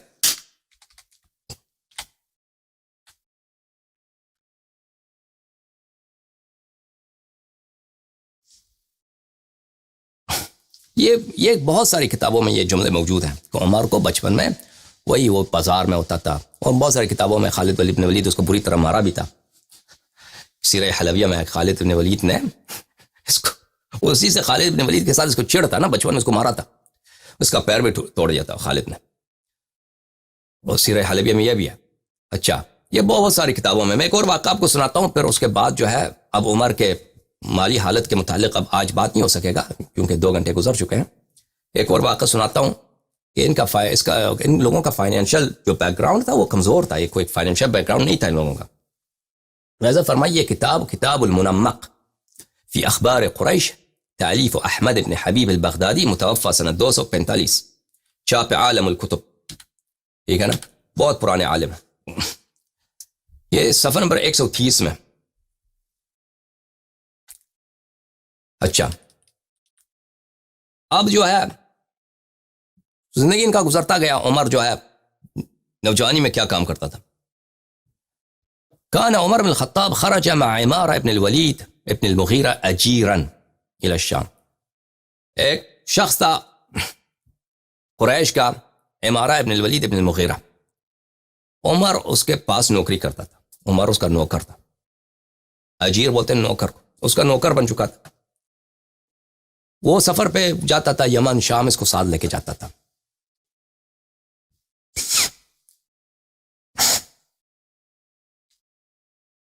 اچھا، وكان عمارة رجلا بذاخا مطرفا، اور عمارت جو تھا وہ بڑا مغرور آدمی تھا اور بہت چالاک بھی تھا، مغرور اور چالاک، سمجھدار۔ وہ ایک دفعہ پہلے بھی اس کا ایک نوکر تھا، وقبل ذلك خرج برجل من العرب يقال له صباح فعبث به والقاه بالطريق، اس سے عمر سے پہلے بھی اس کا ایک نوکر تھا، کسی نوجوان کو نوکر بنا کے لے گیا تھا سفر میں، تو فعبث به، پر اس عبث بولتے ہیں، دیکھو عزیزو، عبث عربی زبان کا لفظ ہے، یہ بولتے ہیں فضول کام کو، فضول کام، غلط کام، فضول کام، باطل کام، عبث۔ تو اس کے ایک عرب میں سے ایک نوجوان کو اس نے اپنے ساتھ لیا تھا، تو اس کے ساتھ فضول کام کیا تھا، پر اس کو راستے میں پھینک کے چلا گیا تھا، ٹھیک ہے نا۔ تو عمر کو یہ عمر اس کا نوکر بن گیا، اس کو لے کے جاتا تھا ساتھ شام وغیرہ۔ فلما نزل منزلا من الطريق في يوم حار قال عمار لعمر اصنع لي طعاما، تو یہ جا رہے تھے بھائی شام یا یمن کی طرف، تو ایک دن گرم دن تھا، تو کہیں ان رک گئے بھائی، عمر نے اس نے کہا کہ بھائی عمر چلو کھانا بناؤ، تو عمر چل اٹھ کھانا بنا۔ فذبح عمر له شاة، عمر وہاں اٹھ کے بھائی اس کے لیے اس نے دمبا ذبح کیا، فطبخا، اس کو پکایا، ثم ثرد له خبزا، پھر اس کے لیے جو ہے وہ کیا بولتے ہیں وہ روٹی، وہ بنایا بھائی، وہ روٹی پکایا، وہ سب لا کے وہ اپنے باس کے قریب وہ جو مغرور آدمی ہے اس کے سامنے رکھ دیا اس نے۔ وافرغ علیہ المرق واللحم، اور وہ جو گوشت ہے اور اس کا جو گریوی ہے، سوپ ہے، وہ اس پہ روٹی پہ ڈال کے اس کے سامنے رکھ دیا۔ ثم جاء به فقال له عمارة واعتل عليه ليعبث به، اس نے کھانا تو کھا لیا، اس نے عمارہ کی نیت یہ تھی لیعبث به، عمارہ کی نیت یہ تھی کہ اس کے ساتھ فضول کام، اب فضول کام کیا ہے میں نہیں معلوم، عمارہ کی نیت یہی تھی کہ عمر کے ساتھ وہ عبث کرے، باطل کام، فضول کام، یا مذاق کرنے کا ارادہ تھا یا نہیں، مذاق کا ارادہ نہیں تھا، وہ ابھی آپ خود کو سوچ لیجیے، یا کوئی اور فضول کام ہوگا، بس اس کا ارادہ غلط تھا۔ عمر نے اس نے کہا کہ تو نے مجھے بیمار کر دیا، لیکن وہ تھا وہ چالاک آدمی، اس کا ارادہ کچھ اور تھا۔ اچھا، بہرحال وہ عمر کے ساتھ فضول کام، عبث کام، یا کہہ دو ہنسی مذاق، یا کہہ دو کہ کیا کچھ کوئی اور مسئلہ ہوا ہوگا، کوئی اور مسئلہ، فضول کام اس کی نیت تھی۔ وكان عمر رجلا شهما، عمر جو تھا وہ بڑا تیز آدمی، چالاک آدمی تھا۔ وكان عمارة من اخواله عمر حنتمہ بنت ہاشم بن المغیرہ، اور یہ بھی عمارہ بھی جو تھا اس کے ماموں کے خاندان میں سے تھا، اس کی ماں کے خاندان میں سے تھا، یعنی اس کے ماں کی چچا زاد بھائی۔ تو اس نے کہا کہ اتطعمنی الشحم الحار فی یوم الحار الخبز الحار ما اردت الا قتلی، تو نے جو ہے مجھے چربی کھلایا، گرم چربی، اور دن بھی گرم اور روٹی بھی تو نے گرم پکایا، تو اس سے میں بیمار ہو گیا ہوں، تو عمر مجھے قتل کرنا چاہتا ہے۔ وقام له ليضربه، عمارہ اٹھ گیا کہ عمر کی خوب پٹائی کروں، عمر کی پٹائی کروں۔ عمر نے دیکھا کہ بھائی یہ تو اس کی نیت خراب ہے اس کی نیت خراب ہے۔ فاخترت عمر السيف، عمر نے تلوار نکالا۔ فلما راى العمارة الجد وأيقن أنه ضاربه بسيفه، عمارہ نے دیکھا کہ عمر بھی تو بڑا سیریس ہے اور یہ تو تلوار سے مار دے گا مجھے۔ عدا حتى اعجزه، عدا حتى اعجزه، اس نے عمر پہ چڑھائی کی جب تک اس نے عمر پہ قابو کیا، ٹھیک ہے نا، اس نے عمر پہ چڑھائی کی تاکہ عمر پہ اس نے قابو کر لیا، ٹھیک ہے۔ یہ ایک طرح سے آپ اس کا ترجمہ کر سکتے ہیں۔ دوسری ترجمہ یہ ہے کہ وہ دوڑ گیا اس وقت تک کہ اس کو کسی نے ناتوان کر دیا۔ یہ لیکن اس کے معنی صحیح نہیں بنتے۔ ادا بولتے ہیں حملہ کرنے کو بھی بولتے ہیں، ادا بولتے ہیں بھاگنے کو بھی بولتے ہیں، ٹھیک ہے نا۔ اگر ہم کہتے ہیں کہ وہ بھاگ گیا اس وقت تک کہ وہ کسی نے اس کو ناتوان کر دیا، کسی نے اس کو عاجز بنا دیا، یہ معنی صحیح نہیں بنتے۔ اس نے عمر پہ حملہ کر دیا تاکہ اس پہ قابو کر لیا۔ بہرحال جو بھی معنی ہو، یہ تو نقل نہیں کریں گے کہ اس نے عمر کے ساتھ غلط کام کیا، یہ تو بھائی وہ آپ کو خود سوچنا پڑے گا۔ کہنے کا مقصد یہ ہے کہ ایک نوکر تھا، بھائی ایک نوکر تھا، لوگ اس کو لے کے جاتے تھے، بھئی کھانا بناؤ، یہ کپڑے دھو لو، یہ اس طرح، بھئی وہ گھوڑے کو پانی دے دو۔ یہ جو ادعا کرتا ہے نا جماعت عمریہ کہ عمر قریش کا سردار تھا، یہ کوئی سردار نہیں تھا بھائی۔ سردار اس طرح نہیں ہوتا کہ بھئی کہ وہ ایک دوتی لگا کے وہ لکڑ لا رہا ہے، یا سردار کا بیٹا اس کے اپنے والد کے ساتھ لکڑی لے کے آ رہا ہے پہاڑی سے، ٹھیک ہے نا۔ کوئی سردار اس طرح کسی کے لیے وہ باورچی نہیں بنتا، وہ بھی غلط، جو اس کا تاریخ یہی ہے کہ وہ دوسرے کے ساتھ بھی اس نے غلط کام کیا، ٹھیک ہے نا۔ یہ سردار کا طریقہ کار یہ نہیں ہوتا، یہ اس شخص کا ہوتا ہے جو اس کا اپنا فائنینشیل بیک گراؤنڈ بہت کمزور ہے، جو نادار فقیر گھرانے سے آتا ہے، اس کے پاس پیسے نہیں ہیں، ٹھیک ہے نا۔ اچھا، ابھی تک ہم نے کچھ آپ کو بتا دیا ان کا ریکارڈ کہ نوجوانی تک کہ یہ ان کی نوکری وغیرہ جتنا تاریخ میں ذکر ہے ہم نے اس کا ذکر کر دیا۔ بہرحال اب آگے جا کر انشاءاللہ تبارک و تعالی مزید بتائیں گے کہ بعد میں یہ کیا کام کرتا رہا تھا، وہ زمانے کا ذکر کریں گے اس کی دوسری بھی مصروفیات تھی، ٹھیک ہے نا۔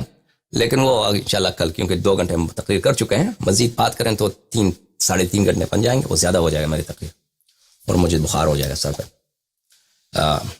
اتنا کافی ہے، گلا بھی ابھی تک صحیح نہیں ہے اتنا۔